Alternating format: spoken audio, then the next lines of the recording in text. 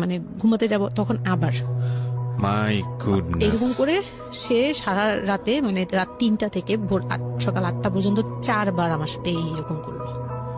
আমার নাম শামিমা। শামিমা, বয়স কত? বয়স এখন 27। 27 ইয়ার্স। ওকে, জন্ম জেলা? জন্ম পুরান ঢাকায়। পুরান ঢাকাতে আপনার জন্ম? হ্যাঁ, পুরান ঢাকাতেই আমার ফ্যামিলি। তার মানে আপনি ঢাকাইয়া কুট্টি যেটাকে বলে বলতে পারেন এরকমই। আচ্ছা, পুরান ঢাকার ভাষা পারেন? হ্যাঁ। ওকে, ঠিক আছে, আপনি যে ভাষাতে যেভাবে বলতে কমফোর্ট ফিল করেন সেভাবেই বলবেন। তো আমাদের এই যে অনুষ্ঠানটি জীবন গল্প, এটা নিশ্চয়ই আপনি শুনেছেন এর আগে? হ্যাঁ, শুনেছি। ওকে, ঠিক আছে, তাহলে আপনার আইডিয়া আছে। জি বলুন, আপনি কি গল্প আজকে আমাদেরকে শোনাতে এসেছেন? আমি আমার ছোটবেলা থেকে মানে জন্ম থেকেই শুরু করতে চাচ্ছি। জি শিওর। আমি হচ্ছে আমার বাবা যিনি ছিলেন উনিও পুরান ঢাকার, আমার মাও পুরান ঢাকার। তো আমি যদি আমার গল্পটা বলতে চাই তাহলে আমার একদম জন্মের আগে মানে আমার বাবা আমার বিয়ে থেকে শুরু করতে চাচ্ছি। নিশ্চয়ই নিশ্চয়ই, নো প্রবলেম। তো আমার বাবা ছিলেন একজন ব্যবসায়ী পুরান ঢাকার। আচ্ছা। আর আমার মানে পাশাপাশি উনি হোমিওপ্যাথিক ডাক্তারও ছিলেন। ওকে। তো খুব ভালো একজন মানুষ ছিলেন। আর আমার আম্মু ছিলেন জমিদার, মানে জমিদার টাইপের, পুরান ঢাকায় লাইক জমিদার যেরকম থাকে আর কি, জমিদার বাড়ির মেয়ে ছিলেন। মানে পুরান এমন কি ছিল যে আগের পিতামহ বা প্রপিতামহ যেটাকে বলি জমিদার ছিল, এরকম? এরকম মানে আমার নানাই ছিলেন জমিদার। ওই এলাকার সব বিচারশালী উনি করতেন, প্রভাবশালী ছিলেন, প্রভাবশালী খুব। জি। তো ওই দিক থেকে আমার বাবা তো বিয়ের প্রস্তাব দেয়নি, মানে ফ্যামিলি থেকেই। আমার বাবার আবার একটা বিয়ে করেছিলেন আরো 8 বছর আগে আমার আম্মুকে বিয়ে করার, ওটা ছিল লাভ ম্যারেজ। তো আব্বু আর ওই বড় আম্মু একসাথে পড়াশোনা করতেন, ওই দিক থেকে দুজন পরিচয় হয়ে বিয়ে হয়েছিল। কিন্তু 1.5 বছর পরে আমার ওই বড় আম্মু মারা যায়, অসুস্থ হয়ে মারা যান। তারপরে আমার আব্বু আর বিয়ে করবেন না এরকম বলেছিলেন যে আর বিয়ে করবো না। তারপর প্রায় 8 বছর পরে আমার দাদু আর ফুপ্পিরা মিলে মানে আমার আম্মুকে চুজ করে তারপর বউ করে নিয়ে আসেন। তো আমার আম্মু খুব অসুস্থ থাকতেন প্রায়, একটু ফিজিক্যালি একটু দুর্বল। তো ওইখান থেকে আমার আম্মুর বিয়ের প্রায় 2-3 বছর পরে আমার একটা বোন হয়। সেই বোনটা মারা যায় 6 মাসের মাথায়। আমার বোনটা মারা যায়। বোনটা মারা যাওয়ার পরে আমার আরেকটা কথা আমি এখানে ভুলে গেছি, যে আমার যে ফার্স্ট মা ছিলেন মানে বড় মা, আমার আব্বুর যে রিলেশন ছিল, ওইখানে একটা মেয়ে হয়েছিল। ওই মেয়েটার প্রায় 6 মাসের মাথায় মানে পেট খারাপ করে অসুস্থ হয়ে মারা যায়।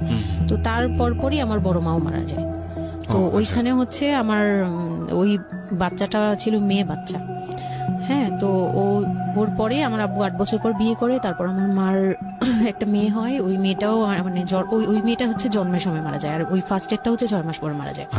তো এই মেয়েটা হচ্ছে জন্মের সময় মারা যায়।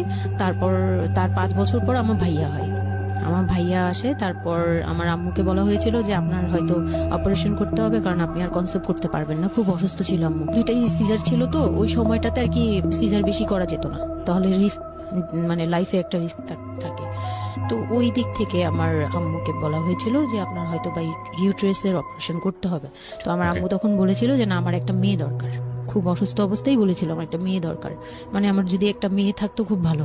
হয়তো বা সৃষ্টিকর্তাই যাচ্ছিলেন যে একটা মেয়ে, মানে আমি যে আসবো এটা তো আর উনি জানতেন না, কিন্তু থাকে না যে অনেক সময় কিন্তু মিলে যায় এরকম। তো আমার আব্বু বলছিল যে মেয়ে হোক ছেলে হোক আরেকটা হলে ভালো হয়। তো ওইভাবে ট্রিটমেন্ট নিয়ে আমার প্রায় 2 বছর পরে আমি আমার আম্মুর মানে পেটে আসি। তারপর আমার জন্ম হওয়ার পরে আমরা ভালোই ছিলাম, আব্বুর বিজনেস ভালো ছিল। কিসের বিজনেস ছিল? ওনার হচ্ছে ইলেকট্রিক পার্সের বিজনেস ছিল। তো ওখান থেকে আব্বুর মানে ভালো বিজনেস করতেন। পুরান ঢাকায় ছিলাম আমরা 4 জন, একটা ফ্ল্যাট নিয়েছিলাম। আব্বু বিজনেস করতো, আমি স্কুলে ভর্তি হলাম, ভাইয়া স্কুলে ভর্তি হলো। তো খুব ভালোভাবেই কাটছিল দিনকাল। তো একটা পর্যায়ে যে আমার যখন 10-11 বছর, তখন হচ্ছে আমার আব্বুর বিজনেস একটু প্রবলেম হয়, একটু না ভালোই প্রবলেম হয়, মানে একজন খুব বড় ধরনের একটা লস সে ফেলে দেন। তো আমি এটা বলতে চাচ্ছি না। তো যাই হোক, খুব বড় একটা ট্র্যাজেডি, মানে আমার লাইফের সবচেয়ে বড় ধাক্কাটা আমি ওখানেই পাই, যে আমার আব্বু এরকম একটা পার্সন ছিল। আব্বু সবসময় বলতো যেটা, যে আমার এই মেয়েটা হচ্ছে, আমি দেখতে নাকি সেই প্রথম যে আব্বুর বেবিটা ছিল না মেয়েটা, যেটা 6 মাসের মাথায় মারা গেল। আব্বু তাকে খুব ভালোবাসতো। আমি নাকি দেখতে সেম ওরকম হয়েছি, শুধু আমি কালো, ওই মেয়েটা ফর্সা ছিল। তো আমি যখন জন্ম হই তখন আব্বু নাকি আমার ফেস দেখেই কান্না করে দেয় যে এটা আমার বড় বড় মেয়েটা যে ছিল তার মতো হয়েছে। তার মানে ও সেই, মানে আব্বুর ধারণা ছিল যে সেই আসছে, এরকম কিছু। তা আব্বু আমাকে অনেক আদর করতো, মানে অন্য অন্য বাবারাও আদর করে সব মেয়েদেরই, কিন্তু আব্বুর ভালোবাসাটা কেন জানি একদম ডিফারেন্ট ছিল। অনেক বেশি ভালোবাসতেন, অনেক বলার মতো না। সারাক্ষণ টেক কেয়ার, সারাক্ষণ, রাত নাই দিন নাই সব সময়। আমার রাতে খুব বদভ্যাস ছিল, আমি রাত জাগতাম প্রচুর। প্রতি রাতে আব্বু আমাকে হেঁটে হেঁটে ঘুম পাড়াতো কোলে নিয়ে। আচ্ছা। প্রায় 10 বছর 11 বছর পর্যন্ত আব্বু আমাকে কোলে নিয়ে ঘুম পাড়াতো, অনেক আদর করতো। আর যখন যেটা, তখন তো ছোট ছিলাম, যখন যেটা বলতাম আব্বু এখন এটা লাগবে, রাত দিন তো বুঝতাম না, আব্বু ওই সময় বের হয়ে যেত, মানে খুঁজতে বের হয়ে যেত কোথায় পাই এটা। আমার মেয়ে বলছে। তো ভাইয়ার সাথে খুব একটা এরকম হয় নাই, আমার সাথে বেশি হতো। তো ভাইয়া এটা নিয়ে একটু জেলাসও করতো, আর সাধারণতই কিন্তু মানে ভাই বোনের মধ্যে এই এটা থাকে। তো আমাদের মধ্যেও এরকম ছিল। তো আব্বু যখন বিজনেস লস হলো তখন খুব বেশি, মানে আব্বু ভেঙে পড়লো। আমরাও মোটামুটি, আমি তো আর বুঝি না, কিন্তু আমি তখন বুঝতাম যে আমার কিছু একটা কমতে যাচ্ছে, মানে কমতি হচ্ছে আমার। কারণ সবকিছু চাওয়ার পরপরই পাওয়া আর একটু লেট করে পাওয়া, এগুলো নিয়ে একটু মেন্টালি এতে পড়ে গেলাম। তো আব্বু বুঝতে দিত না, শুধু আম্মুকে বলতো যে ওদের বুঝতে দিবে না। আম্মু আমাদের বুঝতে দেয়নি কখনো, এরকম ভাবে ইয়ে করেনি। কিন্তু একটা সময় দেখলাম কি আব্বু বাসা চেঞ্জ করছে, ছোট বাসা নিচ্ছে, মানে এগুলো খুব ব্রেনে গিয়ে লাগলো যে ছোট বাসা কেন আর এরকম কেন হচ্ছে। আব্বু আস্তে আস্তে ব্যবসা গোটাচ্ছে, নতুন কিছু করার চিন্তা করছে, মানে এগুলো নিয়ে আমিও খুব ডিপ্রেসড হয়ে গেলাম। তখন আমি ক্লাস 6-7 পড়ি, এরকম হবে 7 থেকে 8 উঠবো এরকম। তো আব্বু সবকিছু গুটিয়ে চলে যাচ্ছিল ওনার এলাকায়, মানে দয়াগঞ্জের ওই সাইডে, মানে আমার দাদির এলাকা যে সাইডটা, ওই সাইডটাতে চলে যাচ্ছে। ওখানে চলে যাচ্ছে, বলছে আমি ওখানেই বিজনেস করবো, ওখানে একটু মানে রুম রেন্টও কম, আমি ওখানেই চলে যাব। আর আব্বুর যে ফ্ল্যাট একটা কিনেছিল, আব্বু এর মাঝখানে একটা ফ্ল্যাট কিনেছিল কিস্তিতে, তো ওইটাও সেল করে দেয়, সেল করে বিজনেসে ওইটাও ইনভেস্ট করে। এটা একটা বোকামি করে আমার আব্বু। যাই হোক, উনিও বুঝতে পারে নাই। তো ওখানে যাওয়ার পরে সেখান থেকে আব্বু আর কিছু করতেই পারলো না। আর আমাকে করলো কি, ওই সাইডটা একটু মানে রাফ এলাকা, তো যে এলাকায় আব্বুরা মানে ওখানে গেল একটু অন্য ধরনের, মানে একটু ইফটিজিং বেশি হয়, এইসব প্রবলেম ফেস করতে হয়। আব্বু তো আমাকে বাসা থেকে বের হতে দিত না, আর ওই সময় আমাকে বোরকা পরাতো। তখন 10-11 বছর বয়স, কিন্তু ওই সময় আমাকে বোরকা পরাতো। তো ওই দিক থেকে চিন্তা করেছে যে এখান থেকে স্কুল চেঞ্জ করতে হবে, 8-এ উঠে যাচ্ছে মেয়েটা, তো এখান থেকে স্কুল না চেঞ্জ করে ওর মামার বাসায় থাকুক, আমার ছোট মামার বাসায় আর কি। আমরা তো নানু বাড়ি তো আমার ওখানেই, বংশাল সাইডে আর কি। তো ওইখানে আমার মামা বাসায় নানু বাড়িতে রেখে আমার আব্বু যায়, কিন্তু রাখতে চায় না প্রথমে। আমার আম্মু খুব রিকোয়েস্ট করে যে এখানে ভালো থাকবে। আর আমার মামা ওইখানকার, আবার নানার পরে আমার মামাই ওখানে মোটামুটি প্রভাবশালী, মানে নানার যে প্রভাবটা ওটা আমার মামা পেয়েছে, মানে ওখানে বিচার টিচার যা হয় সব মামা করে, এখনো করে। তো ছোট মামার বাসায় গেলাম, মামি আমাকে খুব আদর করতেন, মামি আমাকে অনেক স্নেহ করেন, সত্যি কথা এখনো অনেক স্নেহ করেন, কিন্তু আমার যাওয়া হয় না, ওটা আমি পরে বলছি। তো ওখানে ছিলাম, মামার বাসায় গেলাম, খালার ছেলে, বড় ছেলে, হ্যাঁ, উনি হচ্ছে আমার মানে মামার বাসায় আসছে হঠাৎ করে। আমি জানতাম না যে কেন আসছে, মাঝে মাঝে দেখা হলে সালাম নিতাম। কি নাম ওনার? ওনার নাম রিপন। ওকে। তো উনি হচ্ছে আমার মামার বাসায় আসছে। আপনার খালাতো ভাই? খালাতো ভাই, উনি আমার খালাতো ভাই, উনি আসছে। তো অনেকদিন পর আর কি আসছে। আমি তখন 9-এ পড়ি, পহেলা বৈশাখ ছিল, আমি 8 থেকে 9-এ উঠে গেছি পহেলা বৈশাখ। তো ওই সময়টাতে তাকে দেখলাম যে সে আমাদের বাসায়, রিপন। হ্যাঁ। তো আমি সালাম দিলাম, ভাইয়া কেমন আছেন, কারণ উনি আমাদের অনেক সিনিয়র। আপনি তখন ক্লাস 9-এ পড়েন? হ্যাঁ, 8 থেকে 9 আর কি। 8 থেকে 9, ওকে। হ্যাঁ। তো ওই সময় আমি দেখে বললাম, ভাইয়া কেমন আছেন, চা খাবেন? তো আমার মামা বললো, হ্যাঁ চা বানিয়ে নিয়ে আসো। তো আমি গিয়ে পরে শুনি যে আমার মামাতো ভাই আমাকে বলতেছে যে আমার মামাতো ভাই আবার আমার একদম মানে আপন ভাইয়ের চেয়েও বেশি বলবো, কারণ ওর সাথে আমি সবকিছু, মানে ও আর আমি একসাথে বড় হয়েছি, কখনো মনে হয়নি যে এটা আমার মামাতো ভাই, নিজের ভাই মনে হতো। তো আমার বলতেছে যে তুই তো এখন আন্টি হয়ে যাবি, মানে দুষ্টুমি করতেছে যে তুই তো এখন বড় ভাবি হয়ে যাবি, হ্যাঁ তেন। আমি বলি কেন? বলে রিপন ভাই না তোরে বিয়ে করতে চায়। তো আমি খুব হেসে দিলাম, হেসে দিলাম, মানে আমি বলতেছি যে দুষ্টামি করতেছে, এরকম ভাবছিলাম যে মনে হয় ফান করছে। আমি ওর সাথে আবার কতক্ষণ চিল্লাচিল্লি, যায় উল্টাপাল্টা কথা বলিস কেন এই সেই। তো এইগুলা নিয়ে ওরা সবাই মিলে আমার সাথে বলতেছে, বলে কি রিপন, কেমন কথা বলো উনি এই সেই। বয়সে কত বড় ছিল আপনার থেকে? আমার তখন 13 আর উনার তখন ধরেন 37।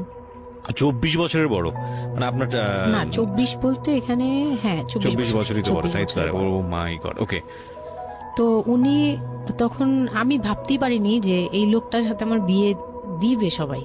মানে ও বললে তো এটা পাগলামি মনে করার কথা, Right. যে এটা একটা পাগলামি, এটা কেমন কথা ক্লাস 9 এ পড়া এক যে মেয়ে, উনি যদি মানে লিগেল বয়সে বিয়ে করতে হয় তো আমার সমান একটা বিয়ে। বাচ্চাই থাকতো। হ্যাঁ, তা আমি না ভাবতেই পারিনি তখন। তারপরেও না আমি চুপ হয়ে গেছি, আমি এই ব্যাপারে ডিসিশন দেওয়ার মতো বয়স আমার ছিল না, জ্ঞানও ছিল না। তো হুট করে আমার মামা মামি আমাকে জিজ্ঞেস করারও প্রয়োজন বোধ করেনি বা জানানোরও প্রয়োজন, কি কারণে জানি না, তবে ওনারাই ডিসিশন নিয়ে বললো যে আমার আব্বু আম্মুকে জানালো, আমার মেজো খালা যে মানে আমার আম্মুর ইমিডিয়েট বড় যে, উনাকে আমার আব্বু আম্মুর কাছে পাঠায়। আর আমার আব্বু আম্মু তখন থাকে হচ্ছে তারই আমার এক ফুপির বাসায়, বাসা ভাড়া নিয়ে থাকে আর কি। তো ফুপির বাসায় থাকে, ফুপির নিজের বাসা, তো ওখানে থাকে। তো আব্বুর কাছে পাঠায়, তখন আমিও যাই ওই বাসায়। তো আমি তো আর জানি না এই কথা বলতে আসবে। আমি আবার ভাইয়ার সাথে বসে বসে গল্প করতে থাকি, ভাইয়া ছিল, ফুফাতো বোন ছিল, আমরা একসাথে গল্প করতে থাকি। তো হঠাৎ করে শুনি যে একটু মানে আমার খালা খুব জোরে সোরে বলতেছে, মানে চিল্লাচিল্লি করে বলতেছে যে যদি এই বিয়ে না হয় তাহলে আমাদের সাথে তোদের কোনো কন্ট্যাক্ট নেই, আজকে আচ্ছা। থেকেই বন্ধ। আচ্ছা, হ্যাঁ, এই বিয়ে হতেই হবে। কেন হতে হবে? আমার আব্বু বলছে কেন হতে হবে, আমার মেয়ে তো অনেক ছোট, ও তো এই সংসারের ভার নিতে পারবে না, বলে ওগুলো আমরা দিব, ওরে আমরা বাচ্চার মতো পালবো। মানে উনি বলতেছে আমি দায়ভার নিলাম, আমি সবকিছু নিলাম, এইভাবে বলতেছে আমি সবকিছু দেখবো, এগুলা নিয়ে কোনো টেনশনের কিছু নাই, নিজেদের মানুষ, এর চেয়ে ভালো কোনো অফার কোনোদিন পাবা না, মানে এর চেয়ে ভালো কোনো প্রস্তাব আসবে না, এই না সেই না, সেই অনেক কিছু বলতেছে। আব্বু মুখে কনভিন্স করতেছে যে এইটা যদি তোমরা হাতছাড়া করো তাহলে আর কখনো মেয়ের জন্য ভালো কিছু পাবা না, আর আমাদের সাপোর্ট জীবনও পাবা না, তোমাদের একটা সাইড পুরো বন্ধ হয়ে যাবে, মানে আমরা আমাদের সাথে তোমাদের একদম রিলেশন শেষ, তোমাদের মেয়ে এখনই রেখে যাবো, তোমরা কি করবা করো। তো আমার আব্বু ওই দিক থেকে একটু দুর্বল ছিল। পরে আমি এটা শুনে কান্না করে দিছি, মানে সাথে সাথে কান্না করে দিছি। তো আমার ভাইয়াও বুঝছে, আমাকে নিয়ে ছাদে চলে গেছে। আমার ফুফাতো বোন, ভাইয়ার এক খুব ক্লোজ ফ্রেন্ড ছিল, ছোটবেলার বন্ধু, সেও আমাকে খুব আদর করতো বোনের মতো, সেও গেল উপরে, বলতেছে আব্বু তুই কান্না করিস না, আমরা দেখতেছি কি করা যায়। তো আমার ভাইয়া বলতেছে বলে কি আমি ওরে নিয়ে কোথাও পালিয়ে যাই, আমার মনে হচ্ছে যে আমি ওকে নিয়ে এখন কোথাও পালিয়ে যাই। যে রিপন ভাই এটা কিভাবে পারে, কিভাবে এটা বলতে পারে যে বিয়ে করবে ওকে। তো আমি খুব কান্নাকাটি করছিলাম। আমার খালা চলে গেল, খালা চলে যাওয়ার পরে আমার ভাইয়া আব্বুকে যে কি বলছে জানি না, আব্বু আবার ছাদে আসছে, আমি কান্না করতেই আসি, মানে তখন কন্টিনিউ কান্না করতেছি। তো আমার আব্বু ছাদে এসে যেটা বললো যে, আমার আব্বু তখন বললো যে বলে আমি তোমাকে নিয়ে মানে বনে চলে যাব দরকার পড়লে, কিন্তু আমি ওর কাছে তোমাকে দিব। তো আমি দেখলাম যে আব্বু ফিজিক্যালি, মেন্টালি, আর্থিকভাবে সব দিক থেকে দুর্বল, এখন আমাকে নিয়ে যদি বের হয় সে পারবে না, এটুকু বুঝলাম, তার দ্বারা সম্ভব না এটা। পরে আমাকে বললো যে তুমি যদি রাজি থাকো তাহলে আমার কোনো আপত্তি না, যদি তুমি বলো যে না আব্বু আমি রাজি না, তুমি শুধু একবার বললো, তাহলে আমি তোমাকে নিয়ে বের হয়ে যাবো, আমরা বাবা মেয়ে কই থাকবো কেউ জানার দরকার নেই। আপনার মার কি ভূমিকা ছিল এই সময়? আমার মা তখন বলতেছে যে দিবে, আমার মা ইচ্ছা ছিল যে দিবে, কারণ আমার মা তখন এই জিনিসটা বুঝে না, মানে আমার মা এমনিতেও অনেক সৎ সরল, সত্যি কথা বলতে ওনার দোষ না এটা, সেইটা বুঝতো না যে এই যে ডিস্টেন্সে বিয়ে দিলে এই বিয়েগুলো টিকে না, বা 24 বছর বয়সের ডিফারেন্স, এগুলো নোট করবেন এবং খুব ইম্পর্টেন্ট, আসলে খুব ইম্পর্টেন্ট, কারণ বয়সের গ্যাপটা, না ঠিক আছে কিছু কিছু মানুষের জীবনে যে ব্যতিক্রম ঘটে না তা কিন্তু না, কিন্তু এই ব্যতিক্রমটা যদি আমরা উদাহরণ হিসেবে নিয়ে সবার উপর চাপিয়ে দেওয়ার চেষ্টা করি তাহলে কিন্তু সেটা সম্ভব নয়। ঠিক আছে, একটু একটু খেয়াল করবেন, 24 বছরের ডিফারেন্স হচ্ছে ও এবং ওর খালাতো ভাই রিপনের মধ্যে। ও যখন 13 বছর তখন ওর খালাতো ভাই হচ্ছে 37। So it's a huge gap. সাধারণত বলা হয়ে থাকে 4-5 বছরের গ্যাপ ইজ ওকে, কিন্তু এর থেকে বেশি না হওয়াটাই বেটার। সেক্ষেত্রে 24 বছর, কোথায় 4-5 বছর আর কোথায় 24 বছর। হ্যাঁ, দেন হচ্ছে ওই বিয়েটা মানে আপনি কি বললেন, এখন তো আমি সিদ্ধান্ত তখন- আসলে আপনার জায়গায় ছিল। সিদ্ধান্ত আমার জায়গায় বলতে আমি তখন 13 বছর বয়স, তো মানে আমি তখন প্রেমও করিনি একটাও। হুম, মানে একটা এজ থাকে কিন্তু সবকিছুরই। হুম। মানে তখন দেখতাম যে আশপাশে মানে যারা কলেজে পড়ে, হুম, আমার একটা টার্গেট ছিল যে আমিও একদিন কলেজে পড়বো, আমার অনেক ফ্রেন্ড সার্কেল থাকবে, হয়তো বা আমার ভালো একটা রিলেশন থাকবে, হুম, বা বিয়ে হবে, এরকম সবারই একটা ইয়ে থাকে। কিন্তু ওই বয়সটাতে আমার ওইটুকু যাওয়ারও মানে ওই চিন্তাতে আমি যাইনি তখনও, যে আমি একটা রিলেশন করব আর ওই জায়গায় বিয়ে। তো আমি আমার আব্বুকে মনে প্রাণে বিশ্বাস করতাম, তো আব্বুর উপরে ছেড়ে দিলাম। আব্বুকে আর ভাইয়াকে বললাম যে দুইজন সামনে ছিল, আমাকে বারবার জিজ্ঞেস করতেছে তুমি যদি ইয়েস বলো ইয়েস, তুমি যদি না বলো তাহলে আমি তোমাকে নিয়ে বেরিয়ে যাবো। আমার ভাইয়াও বলতেছে বলে আমিও আপনার সাথে যাবো। তো আমি দেখতেছি আব্বু এমনিতেই 1 থেকে 1.5 বছর বা 2 বছর ধরে এরকম সার্ভাইভ করতেছে, মানে নিজে যুদ্ধ করে পারতেছে না, কাজকর্ম সবকিছু বন্ধ হয়ে গেছে, মানে বিজনেস টিজনেস সব গুটিয়ে ফেলছে। তারপর উনি যে এখন নিজে চলবে ওইটাই চলতে পারতেছে না, মানে খুব কষ্ট হচ্ছে। আমাকে আমার মতো মানে আমাকে যেখানে উনি একটা রাত 24 ঘন্টা একবার হলো আমাকে দেখতে হতো, ওই জায়গায় আমার মামার বাসায় ফেলে রাখছে, প্রতিদিন হেঁটে যেত, দেখে আসতো, একবার হলেও দেখে আসতো, মানে এরকম কষ্টগুলো করছে। ওই দিক থেকে চিন্তা করে দেখলাম যে না, আমার আসলে ওনাকে প্রেশার দেওয়া উচিত না, ওনার উপর ছেড়ে দিই। ও তখন আর কি এটাই মাথায় কাজ করছে যে আব্বু আপনি যেটা বলবেন সেটাই। পরে তার 1 সপ্তাহের মধ্যে 14 এপ্রিল পহেলা বৈশাখ আর 23 তারিখে আমার এঙ্গেজমেন্ট হয়। এঙ্গেজমেন্ট হয়ে যায়। হ্যাঁ, ওই উনি একদম খুব তাড়াহুড়া করে যে এঙ্গেজমেন্ট হতে হবে, বিয়ে হতে হবে খুব শীঘ্রই, তো ওইভাবে এঙ্গেজমেন্ট হয়। মানে এঙ্গেজমেন্টের পরেও আমি একদম স্টপ, আমি আমার মাথায় কিছুই, তখন আমি পুরোপুরি ব্ল্যাঙ্ক, মানে আমি যে নিজের থেকে কিছু বলবো কিছু করব আমার ভিতরে ওইগুলো আর কাজ করছিল না। স্কুলে যাইতাম, অনেক সময় যাই না, এরকম আর কি, যে যেতে ইচ্ছে করলে যাই, না ইচ্ছে করলে যাই না, ওকে। এরকম হয়ে গেলাম। এঙ্গেজমেন্টের 3 মাস পরে বিয়ে হওয়ার কথা ছিল, কিন্তু ঘুরতে ঘুরতে 4 থেকে 5 মাস ইয়ে হলো। তো 2004-এ 4 থেকে 5 মাসের মধ্যে সে আমার সাথে অনেকবার দেখা করতে চাইছে, কেউ দেখা করতে দেয়নি, কারণ আমার ফ্যামিলি খুব রেস্ট্রিক্টেড ছিল এইসব ব্যাপারে, কেউ দেখা করতে দেয়নি। আর আমিও ভয় পেতাম, তো আমি খুবই ভয় পেতাম, উনাকে অনেক ভয় পেতাম, সোজা কথা আমি উনাকে খুব ভয় পেতাম। তো এর মাঝখানে এক ভাবি, আমার নানু বাড়িতে ছিলাম, তো মানে মামার বাড়ি, আমার মামার নিজের বিল্ডিং হচ্ছে একটা, আর নানু বাড়ি পুরোনোটা, যেটা পুরোনো বাড়ি, ওখানে তো আমার সব জয়েন্ট ফ্যামিলি, মানে আমার অন্য মামারা এবং মামাতো ভাইয়ের বউরা সবাই একসাথে থাকে। তো আমার এক মামাতো ভাইয়ের বউ তাকে খুব রিকোয়েস্ট করছে যে ভাবি আপনি ওকে একটু ডেকে দেন, কথা বলবো। তো আমার মামাতো ভাইয়ের বউ মনে করছে যে সে তো তাদের তো বিয়ে হচ্ছে, তো সমস্যা কি, ডেকে দিই। তো আমাকে আর বলে নেই। প্রথম একবার আমাকে বলছিল যে দেখা করে দিবে, তখন আমি বলছি না আমি যাবো না, আমি দেখা করবো না, আমার খুব ভয় লাগতো। তখন আমার বিয়ের মনে হয় 1.5-2 মাস আগের কথা এটা। তো আমার মামাতো ভাইয়ের বউ আমাকে ডাকছে যে কিছু একটা বলে, মানে জামা বানানো বা সামহাও এরকম কিছু একটা, অনেক বছর আগে, তো ভুলেও গেছি যে কি কি একটা কারণে আমাকে ডাকছে সে। তো আমি গেলাম, একদম মনের অজান্তেই গেলাম। গিয়ে পরে রুমে গেছি, পরেই দেখি হইলো মানে রিপন বসে আছে।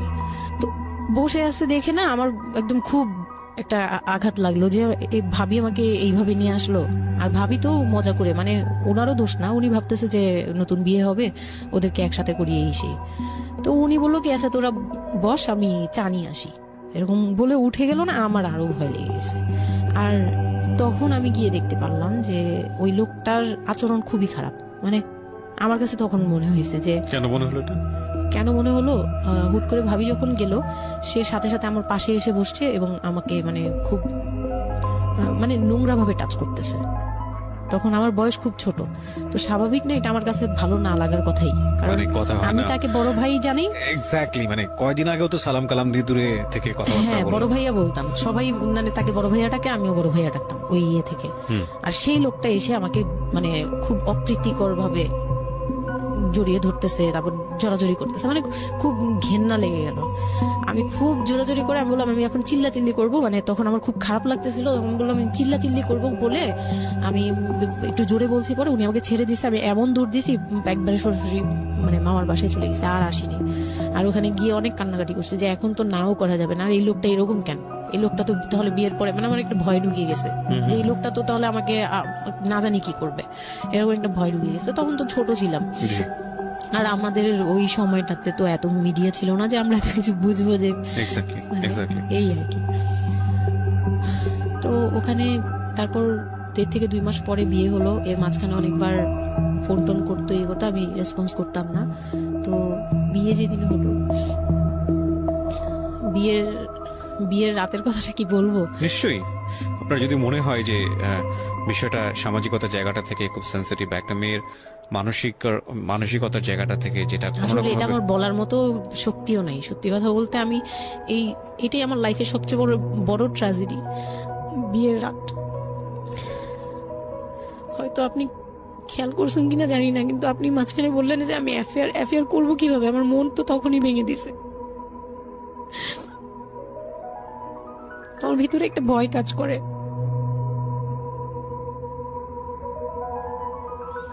কি হয়েছিল আমি জানি, আপনি খুব সুন্দর করে বলছেন গল্প, আপনি আপনার মতো করেই বলবেন, আমরা আসলে মূল মেসেজটাই পেতে চাই। লোকটা হচ্ছে সামাজিকভাবে মানে সবার কাছে খুব ভালো, সবার কাছে ভালো বলতে মানে গলিতে বা এলাকায় কিছু করে না, সেই এলাকায় খুব ভালো ব্যবসা করে, খুব সহজ সরল ভাবে দোকানে যাচ্ছে, আসতেছে, খাচ্ছে, ঘুমাচ্ছে, নরমাল। আমার সাথে যেদিন বিয়ে হলো সেদিন খুব বৃষ্টি। তো আমার তো ওই একদিনে আমার ভাবির রুমে, ওই দিনে আমি তার রূপ দেখে ফেলছি। তো তখন থেকে আমার তাকে দেখলে মানে গা শিউরে উঠতো, যে মনে হতো যে ভয়ঙ্কর একটা কিছু করবে। মানে মনে হতো, তখন আমি বুঝতাম না, সেক্সুয়াল লাইফটা বুঝতাম না যে সেক্স কি জিনিস, কিন্তু তখন একটা ভয় ঢুকে গেছে, খুব চাপা একটা ভয়। প্রথম কথা হচ্ছে যে আপনি একটা ছেলে এবং মেয়ের মধ্যে যে স্বাভাবিক সম্পর্কটা বিবাহ পরবর্তী, এটা সম্পর্কে আপনার কোনো আইডিয়া ছিল? আপনাকে কেউ না, বলেছে? এটা সম্পর্কে কোনো আইডিয়াই ছিল না, শুধু জানতাম যে কিছু একটা হয়, আচ্ছা, কিন্তু কি হয় বা- সেটা আপনি জানতেন না? ডিটেইলসটা আমি জানতাম না। আপনাকে বিয়ের রাতে বা আগে পরেও কেউ কখনো কিছু বলে? না, আমার বিয়ের আগে আমার এক ভাবি ছিল, মানে যেই ভাবির বাসায় গেছে সেই ভাবি না, আরেকটা ভাবি ছিল, উনারই বড় যা আর কি। তো ওই ভাবি আমাকে জাস্ট কানে কানে বলছে যে আজকে কিন্তু যাই হোক একদম চুপ থাকবি, আমাকে এইভাবে বলছে, শুধু এটা বলেছে? শুধু এটা বলছে, আজকে যাই হোক আরো চুপ ভয়ানক কথা থাকবি। বলেছে, মানে এটা তা আমি শুনলে তো আরো বললাম ভয় যাই লাগে। হোক কি হবে, বলে কিছু বুঝো না তুমি, হ্যাঁ কিছু এতই ছোট কিছু বুঝো না, এইগুলি বলতেছে। মানে আপনার মনে আরো বেশি ভয় ঢুকে গিয়েছে? কোন ধরনের চিল্লাচিল্লি করবি না, চুপচাপ থাকবি, মানে জাস্ট হাসি মুখে এরকম করে বলছে। কিন্তু আমার কাছে একটু ভয় ভয় লাগছে তখন, যে এই লোকটা তো ওই সময় যদি এরকম মানে খপ করে জড়া ধরতে পারে, এই লোক কি করতে পারে, কি হতে পারে, মানে এই টাইপের একটা ভয় কাজ করছে তখন এই জিনিসগুলো বুঝতাম না, মানে ফিজিক্যাল রিলেশন বা এগুলি এই সম্পর্কে কিছুই জানতাম না। জানতাম যে কিছু একটা হয়, হাজবেন্ড ওয়াইফে কিছু হয়, কিন্তু কি হয় এটা জানতাম না, এরকম ছিলাম। তো নর্মালি যখন বিয়েটা হলো, কমপ্লিট হলো, সে তো মানে কতক্ষণে রুমে যাবে এরকম। একটু পজ দিচ্ছি আমি এখানে, কারণ আমি জানি যে ম্যাক্সিমাম, আমি গেস করছি এখানে, কারণ এদিকে এখানে যারা শুনবে বা এই মুহূর্তে যারা শুনছে তাদের ইন্টেনশনটাকে আমি একটু ক্লিয়ার করতে চাই। সেটা হচ্ছে, আমরা এটা বলি যে this is an entertaining show, but এই জীবন গল্প বলেন বা আমার লাস্ট 7-8 ইয়ার্স এর ক্যারিয়ারে আমি রেডিওতে যে ধরনের প্রোগ্রাম করেছি, সোশ্যাল অ্যাওয়ারনেসের জায়গাটা থেকে এটা কি ধরনের ভূমিকা রেখেছি সেটা আপনারা আপনাদের জায়গা থেকেই ভালো মূল্যায়ন করতে পারবেন। বাট আমি একটু করজোরে আপনাদের কাছে একটা মিনতি করতে চাই, এই ঘটনাটাকে সিনেমা হিসেবে না দেখে, সিনেমার পর্দায় কিছু একটা ঘটতে যাচ্ছে এরকম একটা কিছু হিসেবে না দেখে, রেডিও হিসেবে না দেখে, একটু নিজের জায়গা থেকে চিন্তা করে দেখবেন, বা যদি বিষয়টা এরকম হয় একটা মানবিক জায়গা থেকে একটু চিন্তা করে দেখবেন। 24 বছরের গ্যাপ হাজবেন্ড আর ওয়াইফের মধ্যে, 24 ইয়ার্স, 13 বছরের একটা মেয়ে, যে মেয়েটার জীবনে প্রেম বলতে কোনো কিছু আসেনি, শারীরিক সম্পর্ক কি সে বোঝেই না, এবং দ্বিতীয়ত যে বিষয়টা ইম্পর্টেন্ট, বয়ঃসন্ধিকালের একেবারে ইনিশিয়াল স্টেজে সে আছে, সে জানি না আসলে বিষয়গুলো কি। আর 37 বছর মানে হচ্ছে আমাদের পার্সপেক্টিভ থেকে, আমাদের সামাজিকতা জায়গা থেকে, একটা ছেলে যখন একদম এই সমস্ত স্টেজ, প্রেম বলেন, শারীরিক সম্পর্ক বলেন, বা অন্যান্য যে বিষয়গুলো আছে সেগুলো বলেন, সেগুলো অতিক্রম করে মোটামুটি বৈষয়িক হয়ে গেছে। বৈষয়িক বলতে আমি যেটা বোঝাচ্ছি, এই জীবনে এসে দায়িত্ব ছাড়া অন্য কোনো কিছু থাকে না 37 কিংবা 40 বছরের পর থেকে, এরকম একটা স্টেজে আছে। তার মানে ওদের মধ্যে মেন্টাল ম্যাচিং এর কত বড় একটা গ্যাপ। সেই জায়গাটা থেকে ছেলেটা যদি মেয়েটাকে বুঝতে না চেষ্টা করে, বিশেষ করে ছেলের দায়িত্ব, কারণ যেহেতু সে সিনিয়র, যদি বুঝতে না চেষ্টা করে, তাহলে এটা কতটা অমানবিক এবং কতটা পাশবিক, কতটা ভয়ঙ্কর হতে পারে মেয়েটার জায়গাটা থেকে, এটা একটু চিন্তা করবেন। সো বিশেষ করে যারা 500 রাত বিষয়টাকে মাথায় রাখছেন তাদেরকে আমি বলবো প্লিজ থিঙ্ক লাইক দিস। হ্যাঁ, এখানে একটু মানবিক হওয়া প্রয়োজন। এখানে যদি আমরা শুধু এন্টারটেনমেন্ট হিসেবে বিষয়টাকে নেই, তাহলে আমি আসলে যে কারণে এই বিষয়টা আনতে চাচ্ছি সেই মেসেজটা ক্লিয়ার হবে না। Okay, so please feel the story actually. তারপর বিয়ের দিন যেটা আর কি, রাতের বেলা সবাই আমাকে নিয়ে আসলো বাড়িতে, মানে ওনাদের বাসায়। তো ওই বাসায় হচ্ছে একটা রুম, মানে প্রথম হচ্ছে বাসায় ঢুকেই কোনো বারান্দা টারান্দা কিছু নেই, শুধু রুম আর সিঁড়ি। সিঁড়ি ঘর, মানে পুরান ঢাকার বাসাগুলো একটু বেশি হয়তো, খুব ছোট ছোট হয়তো, ঘিঞ্জি টাইপের হয়। হ্যাঁ, আমি একসময় জিএসআরসিতে কাজ করতাম, আমার ফার্স্ট জব ছিল ওটা, আমি সার্ভে করেছিলাম পুরান ঢাকায়। সেটাই আমার প্রথম পুরান ঢাকায় যাওয়া, এবং আমার কাছে মনে হয়েছিল যে আমি কোথায় এসেছি। অনেক ঘিঞ্জি ভাইয়া। না, এটা কারণ হচ্ছে পুরান ঢাকা নিয়ে অনেকেই অনেক কিছু বলেন, কারণ ঢাকায় যারা, তাদের কাছে পুরান ঢাকাটা একটা নস্টালজিক জায়গা। আমি তো আর ঢাকায় বড় হইনি, সো আমার কাছে ঢাকা, আমি যখন ঢাকায় প্রথম পাড়া দিয়ে যখন পাবলিক বাসে উঠেছিলাম, তখন আমার কাছে মনে হচ্ছে আল্লাহ আমি কোথায় আসলাম, এই জায়গায় আমি কেন আসলাম। তো নর্মালি হচ্ছে ঢাকা এরকম।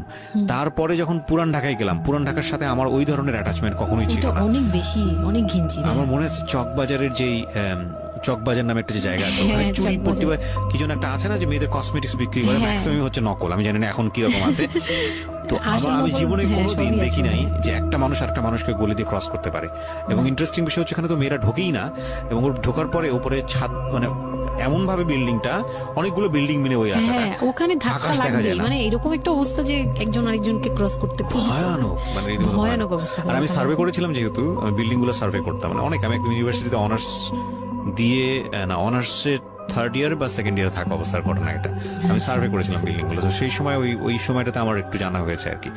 তো আসলে ভয়ানক রকমের কিনছি। হ্যাঁ, তো বলুন যেটা বলছিলেন। তো যেটা বলছিলাম যে ওই রাতে ওই একটা রুম, এরকম রুমের উপরে রুম, তার উপরে রুম, মানে সিঁড়ি রুম এরকম। আর প্রথম যে রুমটা, মানে নিচতলায় যে রুমটা ছিল, সেই নিচতলা রুমের সিঁড়ির নিচে ছিল চুলা আর বাথরুম, সিঁড়ি কর্নারে। ওকে, মানে এটা হচ্ছে ওদের নিজের বাড়ি। ওকে, এইটুকুই ছিল। মানে তিনটা রুম, মানে হচ্ছে হলো এক ধরনের বিল্ডিং, একটা বিল্ডিং, একতলা দুতলা তিনতলা এরকম বিল্ডিং, বা তিনটা রুম। হ্যাঁ, তিনতলা বিল্ডিং, কিন্তু সিঁড়ি আর রুম।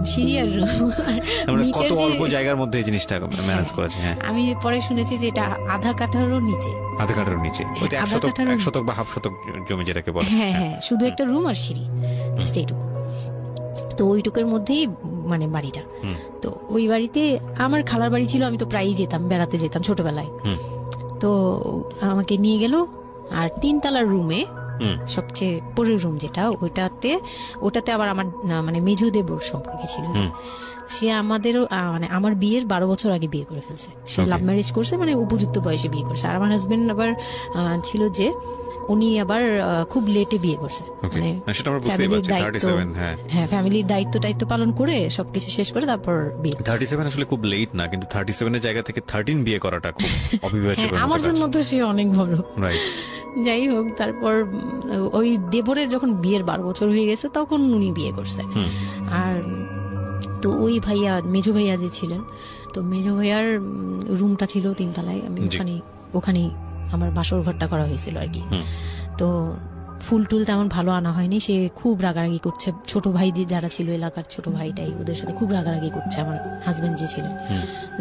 এটা কোনো ঘর সাজানো হলো এই সেই বলে টলে ওদের, এখন তোমরা বের হও, অনেক হয়েছে, এখন তোমরা যাও, মানে খুব রাগারাগি করতেছে। তো আমি রাগ দেখে আরো ভয় পেয়ে গেছি প্রথম রাত। তারপরে আবার আমি মানে এই অবস্থায় আসছি, বউ হয়ে আসছি, আমার শরীরে ভারী গহনা, শাড়ি টাড়ি, মানে আমি এগুলোর ওজন নিতে পারছি না। 4-5 ঘন্টা হয়ে গেছে আমাকে এগুলো পরায় রাখা হয়েছে, ভারী মেকআপ দেওয়া হয়েছে, আমি এগুলো কখনো ইউজ করিনি ফার্স্ট লাইফে। মানে আমি দেবীর মতো সেজে বসে আছি, এরকম একটা ইয়ে। তো খুব ভয়েও কাজ করছে, নার্ভাসনেস। তারপর এখন কি হবে, সবাই বের হয়ে গেলে কি হবে, এটা একটা টেনশন। আর শুধু মানে কেমন জানি একটা ফিল, যেটা সাধারণত নরমালি হওয়া উচিত একটা ছেলে এবং একটা মেয়ের জায়গাটা থেকে। এটা হচ্ছে জীবনের সবচেয়ে সুন্দরতম মুহূর্তের একটা, রাইট? আমরা সেটাই চিন্তা করি না। একটা মেয়ের জীবনে স্বপ্ন থাকে তার একটা বাসর রাত কিংবা ফুলসজ্জার রাত, আমরা যেটাই বলি সেটা নিয়ে। একটা ছেলের জীবনেও নিশ্চয়ই থাকে, এবং সেটা চমৎকার হয়ে সারা জীবন স্মৃতি হয়ে থাকুক, এরকম কিছু একটা থাকে। এবং সেখানে বিষয়টা যদি এরকম হয় যে একটা মেয়ের জীবনে আতঙ্কের রাত, এবং ভয়ানক রকম আমার আতঙ্কের লাইফের একটা- সবচেয়ে বড় আতঙ্কের রাত ছিল ওটা। এবং আমি তাহলে এখনো আপনি ভয় চিন্তা লাগে। করে দেখতে পারেন সে- এবং সেটাকে যারা আজকে এই রেডিও যারা শুনে যারা এটাকে এন্টারটেনমেন্ট হিসেবে নিচ্ছেন তাদের জায়গা থেকে আমি বলতে পারি যে এখানে নিজেরও কিন্তু একটা পরিচয়ের বিষয় আছে। হ্যাঁ, মানে নিজের পরিচয়টা নিজের কাছে কি দিচ্ছেন একটু চিন্তা করে দেখেন। ঘটনার ভেতরে ঢোকার চেষ্টা করুন, এই মেয়েটার মানবিক অনুভূতিটাকে জানার চেষ্টা করুন, অন্য কিছু নয় প্লিজ। কজ আমরা আমাদের সামাজিকতার জায়গাটা থেকে মেয়েদের এই বিষয়গুলোকে উইথড্র করে বা না ভেবে তাদেরকে কখনো কখনো সারা জীবনটা ধ্বংসের দিকে ঠেলে দিই। হয়তো মেয়েটার ক্ষেত্রে এরকমই কিছু হয়েছে, আমরা একটু সামনের দিকে আগাবো। জি, তারপর তারপর উনি আমাকে আমি তখন শাড়ি টাড়ি পরা, গহনা পরা, তো খুব নর্মালি সবাই চলে গেল পরে খুব নর্মালি আমাকে বলতেছে যে ড্রেসটা চেঞ্জ করো, শাড়িটা চেঞ্জ করো, গহনা টহনা চেঞ্জ করো। তো আমি আমার লাগেজ থেকে একটা 3 পিস নিলাম, ওই 3 পিসটা নিয়ে ওয়াশরুমে চলে গেলাম। ওয়াশরুম বলতে ওই যে উপরের রুমেই একটা ওয়াশরুম আছে, আর নিচের রুমে মানে উপরের রুমে তো আর সিঁড়ি ঘর নাই, সিঁড়ি ঘরটাতেই একটা ওয়াশরুম ছিল, ছোট্ট একটা টয়লেট ছিল। ওইটাতে গিয়ে আমি চেঞ্জ করলাম খুব কষ্টে, চেঞ্জ করে তারপর মুখের মেকআপ টেকআপ এগুলো ওয়াশ করে আসলাম। তারপর আসার পরে উনি বলতেছে উজু করে আসো। হ্যাঁ, তো আমি উজু করলাম, উনি উজু করছে করে মানে প্রথম রাতে নাকি নামাজ পড়তে হয় সবাই বলে দিছে, তো ওই নামাজ পড়লো আমাকে নিয়ে। নামাজ পড়ার পরে পরে বেডে গেলাম, মানে আমি বিছানায় যে বসলাম, খুব ভয়ে ভয়ে আছি যে কি বলবে কি করবে জানি না। তো উনি আমার পাশে এসে বসে আমাকে ফার্স্ট কথা যেটা বললো, মানে এইটাই ফার্স্ট কথা ছিল যে আমি তো ওই ফ্যামিলির বড় ছেলে, আর তুমি তো আমাদের ফ্যামিলির সবাইকে চিনো জানো, তোমার তো আর চেনা জানার দরকার নেই। আর আমার তখন ওনার মা মারা গেছে 3-4 বছর, মানে 3 বছর হবে এরকম, 3 থেকে 4 বছর এরকম হবে। বলে আমার মা মারা যাওয়ার পরে আমি এখন সংসার দেখি, আমার হয়ে আমার মার জায়গাতে এখন তুমি। এটা শোনার পর আমার কাছে মনে হলো আস্ত একটা বাড়ি আমার মাথার উপর পড়লো। এটা আমি যেখানে নিজের মানে এটাও একটা বিষয়। ওর কথাটা কিন্তু খুব সুন্দর বলেছে, মানে ওর 37 ইয়ার্স এর জায়গাটা থেকে এটা খুব সুন্দর একটা কথা। কিন্তু কথা হচ্ছে 13 বছরের একটা মেয়ে কেন এটা বুঝতে যাবে? ও কিন্তু এটাই বুঝেছে যে এই এত 3 তলা একটা বাড়ি, 3 রুমের একটা বাড়ি ওর মাথার উপরে দিয়ে দেওয়া হলো। দেখুন, এই জিনিসটাই আমি আপনাদেরকে বোঝানোর চেষ্টা করছি যে আসলে সবকিছুর একটা বয়স থাকে। হ্যাঁ, এবং ছেলেটার জায়গা থেকে কিন্তু খুব সুন্দর নামাজ পড়েছে, বসছে, এখন পর্যন্ত আমাদের কাছে ভালোই লাগছে শুনতে। কিন্তু এটা আসলেই কেউ বুঝতে চাইবে? 13 বছরের মেয়েটাকে এই জিনিসটা বুঝতে চাইবে? এইটা বোঝাটা জরুরি ছিল। হ্যাঁ হ্যাঁ, তারপর উনি যেটা বলছে যে আমার ভাই বোন আছে, সবাই আমার ছোট, কিন্তু আমার তো প্রায় 10-12 বছরের বড়। ওনার যে 10-12 বছরের ছোট, সে আমার 12-13 বছরের বড়। মানে তাকে আমি ছোটবেলা থেকে এইভাবে দেখে অভ্যস্ত। তো এইগুলো চিন্তা ভাবনা, মানে ওই সময় তো আর এত কিছু কিন্তু ওনার ছোট ভাই বোন এগুলা, মানে ওনার কাছে তো এগুলো বাচ্চা এখনো, আর আমার কাছে তারা অনেক বড়। আমি তাদেরকে কি টেক কেয়ার করবো, তারা আমাকে করবে, মানে আমার এরকম একটা বিষয়টা তাই। হ্যাঁ, হ্যাঁ, তো আমি চুপ হয়ে শুধু শুনছিলাম। ও আচ্ছা, মানে আমি কিছু বলার মতো ভাষাও পাচ্ছি না, বা আমি কি বলবো, আমার এখানে ডায়লগই কি ছিল, মানে আমি এরকম মনে হচ্ছে যে কেউ আমাকে একটা স্ক্রিপ্ট ধরাই দিত, আমি একটু দেখে বলতাম, আমাকে কেউ কিছু বলেও না, এই লোক কি বলতেছে। তো যাই হোক, এই কথাটার পরে মানে যখন উনি এটা বলার পরে বলতেছে যে তুমি, আমাদের একটা মানে রুলস আছে, বিয়ের পরে নাকি বাসর ঘরে নাকি কিছু দেয়, হাজবেন্ড ওয়াইফকে কিছু দেয়, তারপর নাকি টাচ করে, এরকম কিছু একটা। তো আমাকে বলতেছে যে তোমার কি আমার উপর কোনো দাবি আছে? মানে এইগুলো আমি জানতাম না, এগুলো আমি অনেক পরে গিয়ে শুনছি। এগুলো অনেক পরে গিয়ে জানছি যে এই সময় নাকি কিছু চাইতে হয়, মানে এই সময় যা চাইবে তাই দিতে হবে, এরকম কিছু একটা। তো এটাও আমাকে কেউ বলে দেয়নি। আমি এই সময় একটা লসে পড়ে গেলাম না, মানে এরকম মনে হচ্ছে এখন আর কি। তখন আমাকে এটা কেউ বলে নাই। বাই দ্য ওয়ে, আমরা যার গল্প আজকে এখানে শুনছি উনি হচ্ছেন শামীমা। ওনাকে যদি আপনারা দেখতে চান, আমাদের যিনি আজকে গেস্ট, আমরা একটা ছবি দিয়ে দিয়েছি। আমি বললাম যে না, আমি জানতাম না দাবি জিনিসটা কি।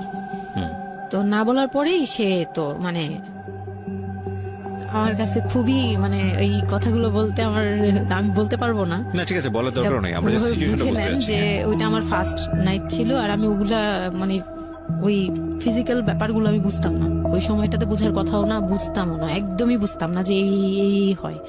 তো যখন উনি শুরু করলো, শুরু থেকে শেষ পর্যন্ত মানে খুব অল্প সময়ের মধ্যে খুব অমানবিকভাবে, মানে এটা এখন বর্তমানে যদি আমি কল্পনা করতে যাই, তাহলে এটা একমাত্র পারে রেপিস্টরাই পারবে।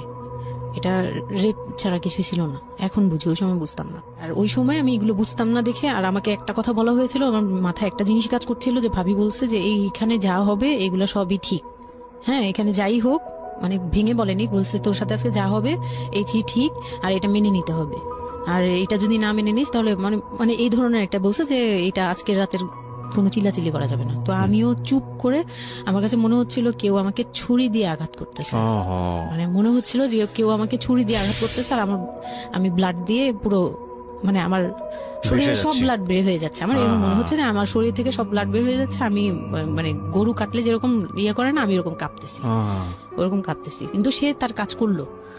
আমি খুব অবাক হয়েছি যে আমি উঠে বসতে পারতেছিলাম না, সে আমাকে টান দিয়ে উঠে বসাইছে, বসায় বলতেছে ওয়াশরুমে যাও। আমি ওয়াশরুমে কিভাবে গেছি আমি জানি না, আমি খুব ধরে ধরে খুব মানে খুব কষ্টে কাঁপতে কাঁপতে ওয়াশরুমে গেলাম, ফ্রেশ হয়ে আসলাম।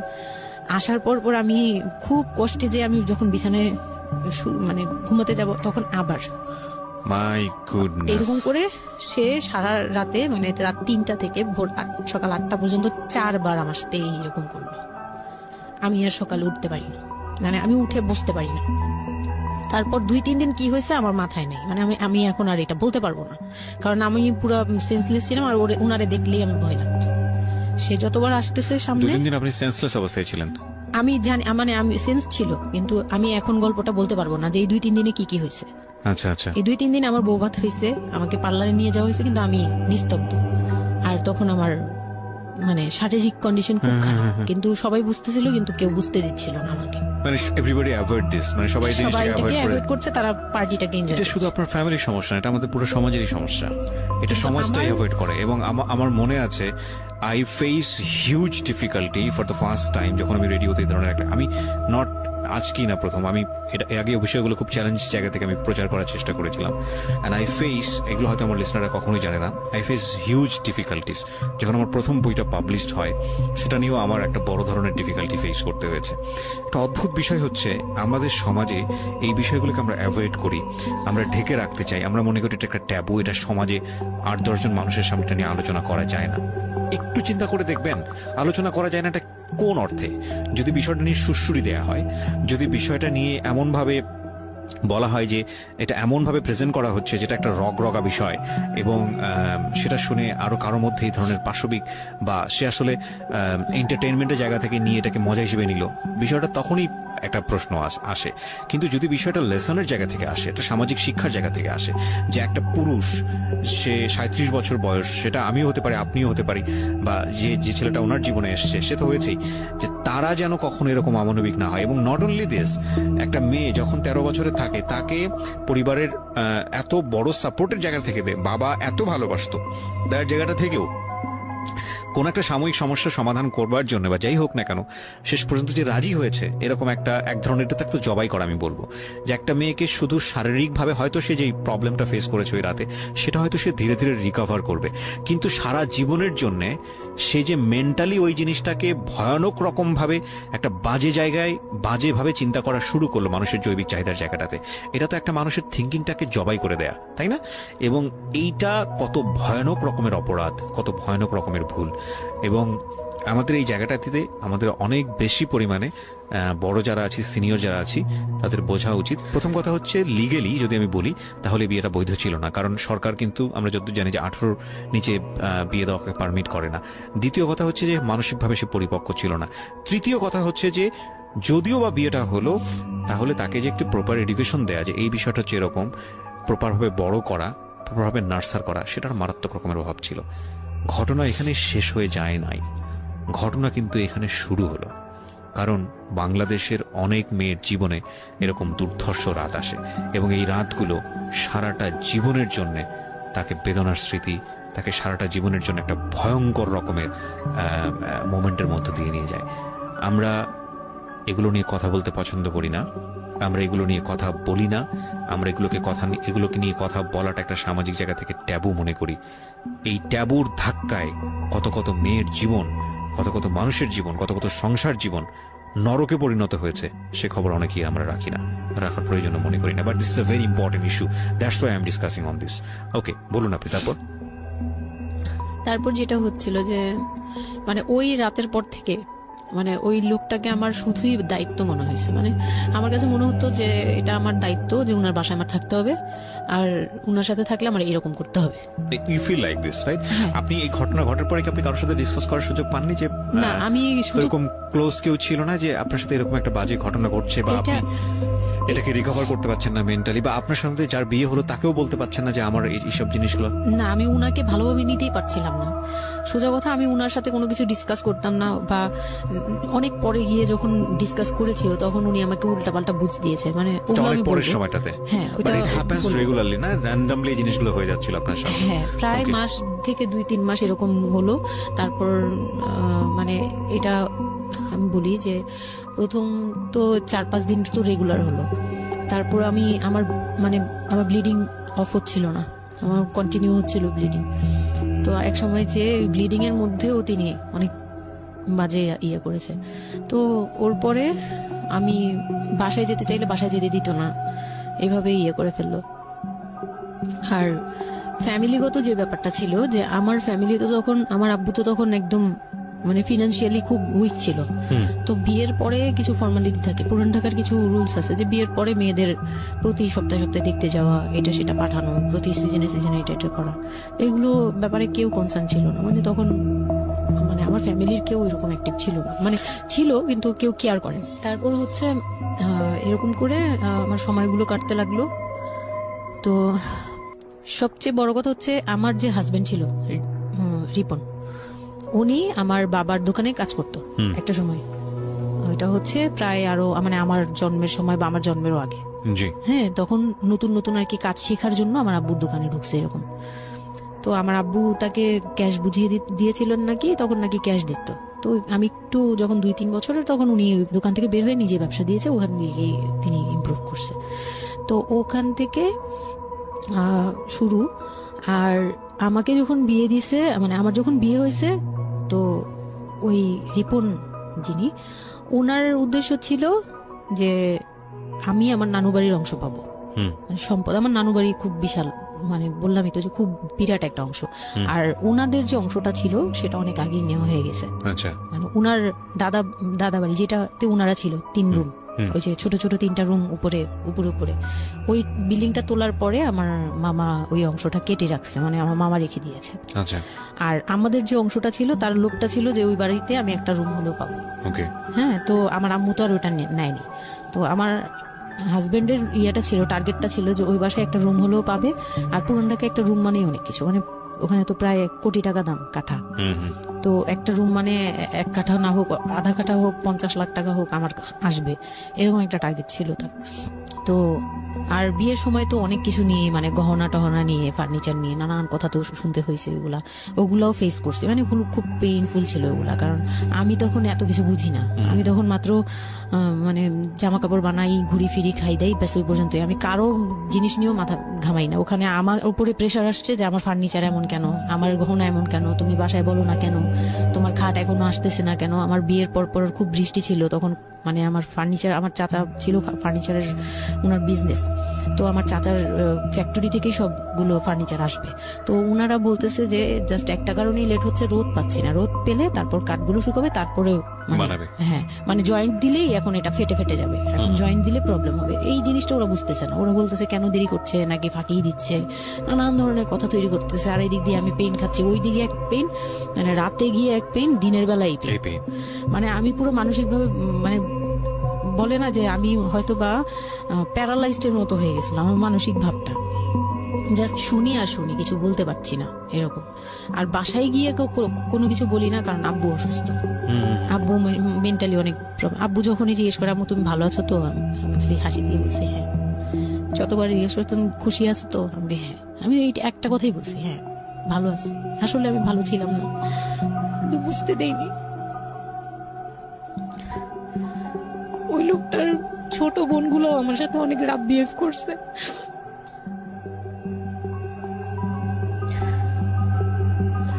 তো অনেক রুডলি আচরণ করেছে। আর ওনার যে ছোট ভাইটা ছিল, মানে আমার যে মেজো ভাই যেটা আর কি, ওনার আগে যেটা বিয়ে করেছে, তো ওনার ওয়াইফ ছিল আমার অনেক বছরের বড়, কারণ তাদের বিয়ে হয়েছিল 12 বছর আগে। আমার বিয়ের 12 বছর আগে তার বিয়ে হয়েছিল। আমি যখন বাড়িতে বেড়াতে আসতাম তখন মানে ভাবি রাতে খাওয়া দাওয়া এরকম, আমি ভাবি বলেই ডাকতাম, কিন্তু সম্পর্কে আমি বড় যা। কিন্তু উনার প্রায় উনাকে আমাকে একসাথে কোথাও দেখলে কেউ বলতো যে তোমার মেয়েটা, মানে এভাবে বলতো। তো ওই দিক থেকে উনার একটু, এটা জেলাসি বলবো না, এটা হয় আসলে, এটা নর্মাল একটা ব্যাপার। কারণ একটা উনি অনেক এইজ হয়ে গেছিল, উনি নিজের জায়গা থেকে নিজেকে একটু দুর্বল মনে করতো। আমাকে এমনিতে সাপোর্টও দিত, আবার অনেক সময় দেখে কিন্তু পেইনও দিত, অনেক পেইন দিত। কিন্তু আমি ওই সময়টাতেই কেন জানি আমি ছোট থেকে এই জিনিসগুলো বুঝতে চেষ্টা করি যে কেউ আমাকে কেন জেলাসি করছে, কারণ তার মধ্যে কোনো দুর্বলতা আছে, আমার ওইটার জন্য মায়া হয়। আমার কখনো এইটা মনে হয় না যে সে কেন জেলাসি করবে, আমি তার সাথে এখন কোচাকুচি করবো, মানে এই টাইপের মেন্টালিটি আসে না আমার। কেন জানি মনে হয় এই জায়গাটা যদি শুধরানো যেত, তাকে যদি একটু বোঝানো যেত আমি তাকে খুব ভালোবাসি বা আমি তাকে কিছু হেল্প করতে চাই, এরকম মনে হতো। তো ওই দিক থেকে আমি কিচ্ছু বলতাম না, কিন্তু সে আমাকে খুব পেইন দিত, কথাবার্তা এটা সেটা। উনি অনেক সিনিয়র পার্সন ছিল, তো কোনো গেস্ট আসলে আমাকে কিভাবে ছোট করবে, কিভাবে আমাকে অপমান করা যায়, কিভাবে কি দিয়ে, এগুলো নিয়ে সবসময় ইয়ে করতো। ওই দিকগুলো খুব পেইনফুল ছিল। তো ওগুলো যখন শেষ করলাম, মানে আমার যাকে বলতাম মাঝে মাঝে দুই একটা কথা, এগুলো নিয়ে সে আবার মানে মানে এখানে সেখানে বলে আরো ব্যাপারটাকে বড় বানাতো। তো আমি তখন বুঝতাম না, এখন বুঝি। তো এর মাঝখানে হলো কি, আমি প্রেগনেন্ট হলাম। না না, বিয়ের 1.5 মাস পরে আমি হচ্ছে কক্সবাজার যাব। আচ্ছা। আমার হাজবেন্ড বলতেছে যে ঈদ চলে আসছে, তুমি ঈদের মধ্যে কিছু না নিয়ে আসো, ঈদের পরে আমরা কক্সবাজার যাই, এখানে কোনো খরচ টরচ যাতে আমাদের না হয়, হ্যাঁ, এই জন্য আমরা কিছু কিনবো না। আমি বলছি আচ্ছা ঠিক আছে। তো তখন হচ্ছে বসুন্ধরা সিটি মার্কেটটা হচ্ছে নতুন হয়েছে। তো উনি বলতেছে আমরা বসুন্ধরা সিটিতে যাব শপিং এ, কিন্তু উনি যেটা বলতেছে যে আমার মানে বসুন্ধরা সিটিতে যাবে, কিন্তু আমাকে যে কিছু কিনে দিবে না এটা আমি জানতাম না। তো উনার সাথে আমি গেলাম, প্রায় 20 থেকে 25 হাজার টাকা শপিং করলো। ওগুলা হচ্ছে সব উনার বোন জামাই, বোনের বাচ্চা কাচ্চা, মানে ফ্যামিলির জন্য আর কি, ভাই বোন। আমিও পছন্দ করে করে কিনলাম সবার জন্যই যা যা লাগে। কেনাকাটার পরে আমি তো তখন ছোট মানুষ, তখন তো আমার 13-14 বছর বয়স। তো আমি কখনো এমন হয়নি যে আমি ঈদে জামা কাপড় নিইনি বা জামা কাপড় নতুন জামা কিনিনি, এরকম কখনোই হয়নি। তো ওইটা আমার বিয়ের ফার্স্ট ঈদ। তো আমার একটা শখ ছিল কি যে অন্তত একটা কটন ড্রেস হলো আমি পাবো, এরকম একটা ইয়া ছিল আমার ভিতরে, যে না আমাকে কি আর না দিবে নাকি, বলছে দিবে না, হয়তো বা ভালো কিছু দিবে না, হয়তো নর্মাল কিছু হলেও আমাকে দিবে, ঈদে তো আর পুরনো জামা পরে থাকবো না। তো আমার এরকম ধারণা ছিল। ও পুরো শপিংটা শেষ করলো সারাদিনে, আমি রোজা রেখে পুরো শপিংটা করলাম খুব চয়েস করে করে। লাস্ট মোমেন্টে যে সে আমাকে নিয়ে চলে আসতেছে, যখন সে আমাকে নিয়ে রওনা দিল, মানে আমার মনটা খারাপ হয়ে গেল। আমি কিচ্ছু বলিনি, প্রথম ঈদ এটা। তো আমি কিচ্ছু বলিনি। such a idiot, মানে nothing to say, মানে speechless totally। হ্যাঁ, পরে উনি কিচ্ছু কিনে দিল না আমাকে, তখন আমি না মনটা খারাপ হলো আমার, কারণ স্বাভাবিক এটা আমার এখনকার বয়স হলে হয়তো হাইড করতে পারতাম, আমি এখনো পারি না। সত্যি কথা বলতে আমি কখনোই নিজেকে হাইড করতে পারিনি, এখন তো তখন তো আরো পারতাম না। তো উনি আমাকে করলো কি যে আসার সময় বলতেছে যে একবারে নিচে, তখন বলতেছে তোমার কি মন খারাপ? আমি বলছি যে না, আমি তো কিছু নেই নাই, ঈদের দিন কি পরবো? তো বলতেছে তোমার তো অনেক ড্রেস নিয়ে আসছো, ওগুলা থেকেই পরো, ওগুলাই তো এখনো পুরোনো হয়নি, এখন দরকার কি আছে কেনার? বলে তারপরে চুড়ি দেখলো, চুড়ি দেখে আমাকে 2 মুঠ চুড়ি কিনে দিল 200 টাকা। এই ছিল আমার ঈদের মানে ফার্স্ট অ্যান্ড লাস্ট, এইটাই ছিল আমার শপিং, আর কোনো কিচ্ছু কিনে দেয়নি সে আমাকে। তো বাসায় আসলাম, বাসায় আসার পরে তার ভাই বোনরা বলতেছে যে সবার জন্য কিনছেন, ওর জন্য কিছু নেন নাই। সে আমাকে মানে তার ফ্যামিলি থেকে আমাকে সেভ করবে কি, সে আমাকে বরঞ্চ বলতেছে যে ওরে কি কিনে দিব, ওর বাসা থেকে আমারে কি দিছে যে আমি ওকে কিনে দিব। তখন আমি বুঝলাম যে ও আচ্ছা সে কিনে দেয়নি। হ্যাঁ, তো আমি আর বাসায় কিন্তু কিছু বলিনি বা বাসায় যাইও নাই। এর মধ্যে বাসা থেকে আসলে সামর্থ্য কি ছিল আপনার ফ্যামিলিকে মানে কিনে দেওয়া হয়েছিল কি ঈদের প্রথম দিন জামাইকে কিছু কিনে দেওয়া বা এরকম কোনো কিছু? হ্যাঁ, এটা করেছিল চান রাতে, একবারে লাস্টের দিকে শপিংটা হয়েছে তার আগে। তো সে এটা বলে ফেললো প্রায় 20 রোজার পরে এই ঘটনা আর কি। তো একবারে চাঁদ রাতের দিন আমার ভাই আর কি একটা পাঞ্জাবি গিফট করলো তাকে, আর সে আমাকে আর কিছুই দিল না। হ্যাঁ, সে ভাবতেছে যে আমি বুঝি বাসায় জানানোর পরে তখন এটা করছে। হ্যাঁ, তখন গিয়ে আরো খেপে গেল যে আমি নাকি বাসায় জানাইছি, তাকে ছোট করলাম এই জন্য। কিন্তু আসলে মানে সত্যি কথা বলতে যে আমি কিছুই বলি নাই, আমার মুখ দিয়ে তখন কথাই আসতো না, আমি ম্যানেজ কি করব, আমার তো কিছুই মাথায় থাকতো না তখন। তখন আমি তো পুরো মেন্টালি একটা ইয়েতে ছিলাম। তো আমার এমনও মনে হয়েছিল তখন, মানে ওই মাসখানিক যে সে আমাকে ওই ফিজিক্যাল টর্চার গুলো করতো, তখন আমার এমনও মনে হয়েছিল যে আমি এক কাজ করি, বের হয়ে কোথাও চলে যাই, মানে অজানার উদ্দেশ্যে কোথাও চলে যাই। যদি আব্বুর এই অবস্থা না থাকতো হয়তো আমি করতাম এটা। সত্যি কথা বলতে একমাত্র আব্বুর কথাটা যখন মনে আসছে, চোখে ভাসছে যে আমার আব্বু তো মরে যাবে, তখন গিয়ে আর এটা করতে পারিনি, নয়তো ঠিকই আমি বের হয়ে যেতাম। তো ঈদ আসলো, ঈদের পরের দিন কক্সবাজারের উদ্দেশ্যে রওনা দিল। আর তার একটা অভ্যাস ছিল যে মানে সে কিছু দিলে বা করলে বা আমার জন্য যদি সে 2টা টাকাও খরচ করতো, এটা খুব হাইলাইট করতো, সবার সামনে তুলে ধরার জন্য চেষ্টা করতো। কক্সবাজার যাবে, সে খুব মানে ঢোল পিটাচ্ছে যে আমাকে নিয়ে কক্সবাজার দিচ্ছে, কিন্তু শপিং করে দেয়নি, এটা আবার হাইক করতেছে। আচ্ছা, যাই হোক, ওই সব বলতে গেলে শপিং এর টাকা সেভ করে আমাকে কক্সবাজার নিয়ে যাচ্ছে। তো গেলাম কক্সবাজারে, সেখানে গিয়ে আরেক ধাক্কা খেলাম যে কক্সবাজার যাওয়ার পরে প্রথম রাত মোটামুটি ভালো ছিলাম, পরের দিন সকালে সে আমার সাথে মানে এমন ভাবে মানে ফিজিক্যাল রিলেশন করতে চেয়েছে যেটা সম্পর্কে আমি অবগত ছিলাম না, মানে আমি জানতাম না যে এরকম কিছু হয়। তো এক সময় সে আমার হাত পা জোরাজোরি করে ধরে, মানে প্রায় হাত পা বাঁধার মতো জোরাজোরি করে সে আমার সাথে ওই রকম কিছু করতে চায়। তখন আমার মানে আমি খুব বাধা দেওয়ার পরে বা চিল্লাচিল্লি করার পরে সে আমার গায়েও হাত তুলে 2-3টা চট থাপ্পড় দেয়।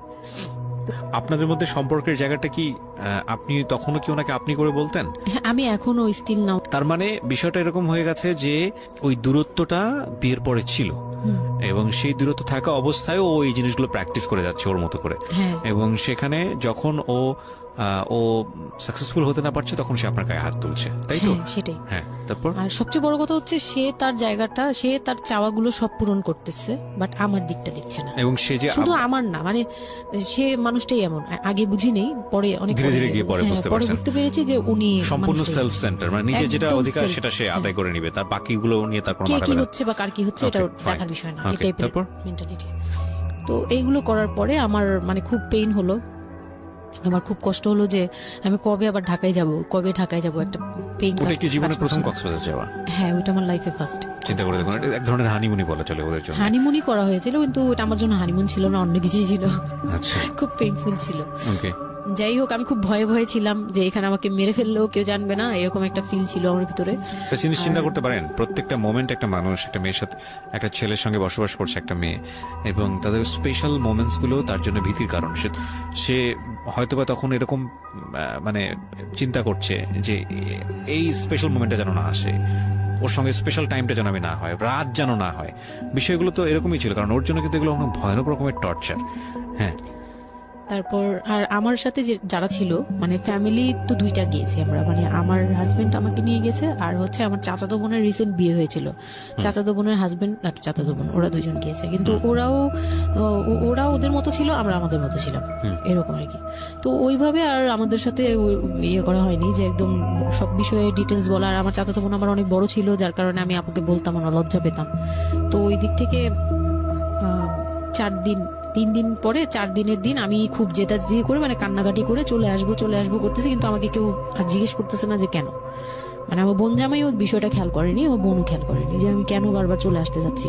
হ্যাঁ, এত সুন্দর একটা ওয়েদার, ওরা তো খুব এনজয় করছিল হয়তো বা, মানে আমি তাদের এনজয়মেন্টে বাধা দিলাম, এরকম আর কি। তো খুব কান্নাকাটি করে ওই রাতেই আমি চলে আসবো, আমি বলছি তোমরা সবাই থাকো, আমি চলে যাই, মানে এইভাবে কান্নাকাটি করছি, আমি থাকবোই না, আমি আর একটা রাত এখানে থাকবো না। আমার কাছে মনে হচ্ছে তাও এলাকার ভিতরে তো থাকবো, যাই হোক, কিন্তু এখন তো আমি বাইরে আছি, অনেক দূরে।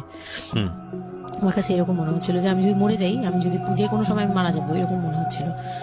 তো আমি ওই সময় বলাতে ওরা সবাই মিলে চলে আসছে, সবার মন খারাপ যে আমার জন্য চলে আসতে হলো তাদের। তো ঢাকায় আসলাম, ঢাকায় আসার পরে ঈদের ছুটির শেষে সে তার মতো করে বিজনেস করতেছে, আমি আমার মতো করে ছিলাম। জি।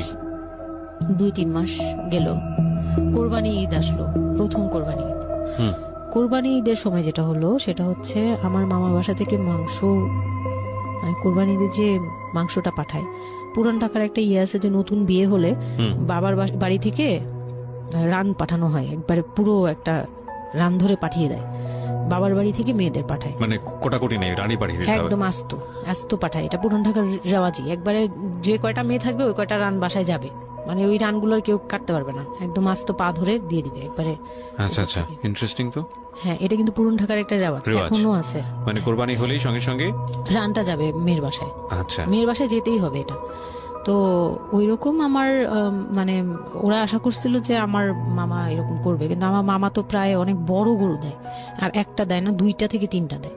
তো ওনার নিজেরই আছে 3টা মেয়ে, 3 মেয়ের শ্বশুর বাড়িতে পাঠাতে হয় 3 রান। মানে এখন এক মেয়ের, বড় মেয়ের যে 20 বছর 22 বছর হয়ে গেছে বিয়ের, তারপরও পাঠাচ্ছে, প্রতিনিয়ত পাঠাতে হয়। তো ওই দিক থেকে আমি যদি এখন আরেকটা নেই, তাহলে উনার কিন্তু আরো কাউকে উকিল দিয়েছে, বা আরো কোনো মেয়ে আছে, মানে আমার উকিল দিয়েছে, আমার খালু দিয়েছে, আরেক খালু, আমার ওই খালা হচ্ছে আমার আম্মুর খালাতো বোন, মামাতো বোন, কিন্তু আমাদের বাসায় মানে আমার নানু বাড়িতে বড় হয়েছে দেখে আমার আম্মুর খুব ক্লোজ।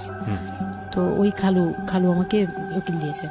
তো ওই দিন করলো কি, যে এই রান পাঠায়নি বলে, সেই রান পাঠায়নি ঠিকই, কিন্তু রানের যে উপরের অংশ, মানে বড় একটা পিস আমার বাসায় পাঠানো হয়েছে আমার উদ্দেশ্যে, আর নামটা আমার লিখে দিয়েছে, আমার নাম লেখা এটা পাঠিয়েছে। তো ওই মাংসটা রেখে যখন চলে গেছে না আমার ভাই, তার ছোট বোন, আমি তখন মানে দেখলাম যে মানুষ কতটা হিংস্র হলে পরে এরকম ফেস হয়। আমি তো চুপ করে বসে আছি, আমি কিছুই মাথায় নেই যে এটা নিয়ে যে কি হবে, আমি বুঝিই নেই বিষয়টা। সে মাংসটা ধরে রাস্তায় ফেলে দিছে ঈদের দিন রাস্তায় ফেলে, এই মাংসে কেন ওর নাম লেখা থাকবে?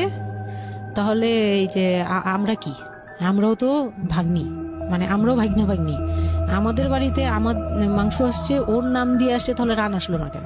দোষ হয়ে গেছে, এটা খুব বড় অন্যায় হয়ে গেছে। ভয়ানক। আমি ভয়ানক বলছি এই কারণে যে আমাদের সমাজে কিছু কালচার আছে যেগুলো আসলে মেয়ের বাড়ি থেকে পূরণ করা হয়, ধরে নেওয়া হয়, বা ছেলের বাড়ি থেকেও।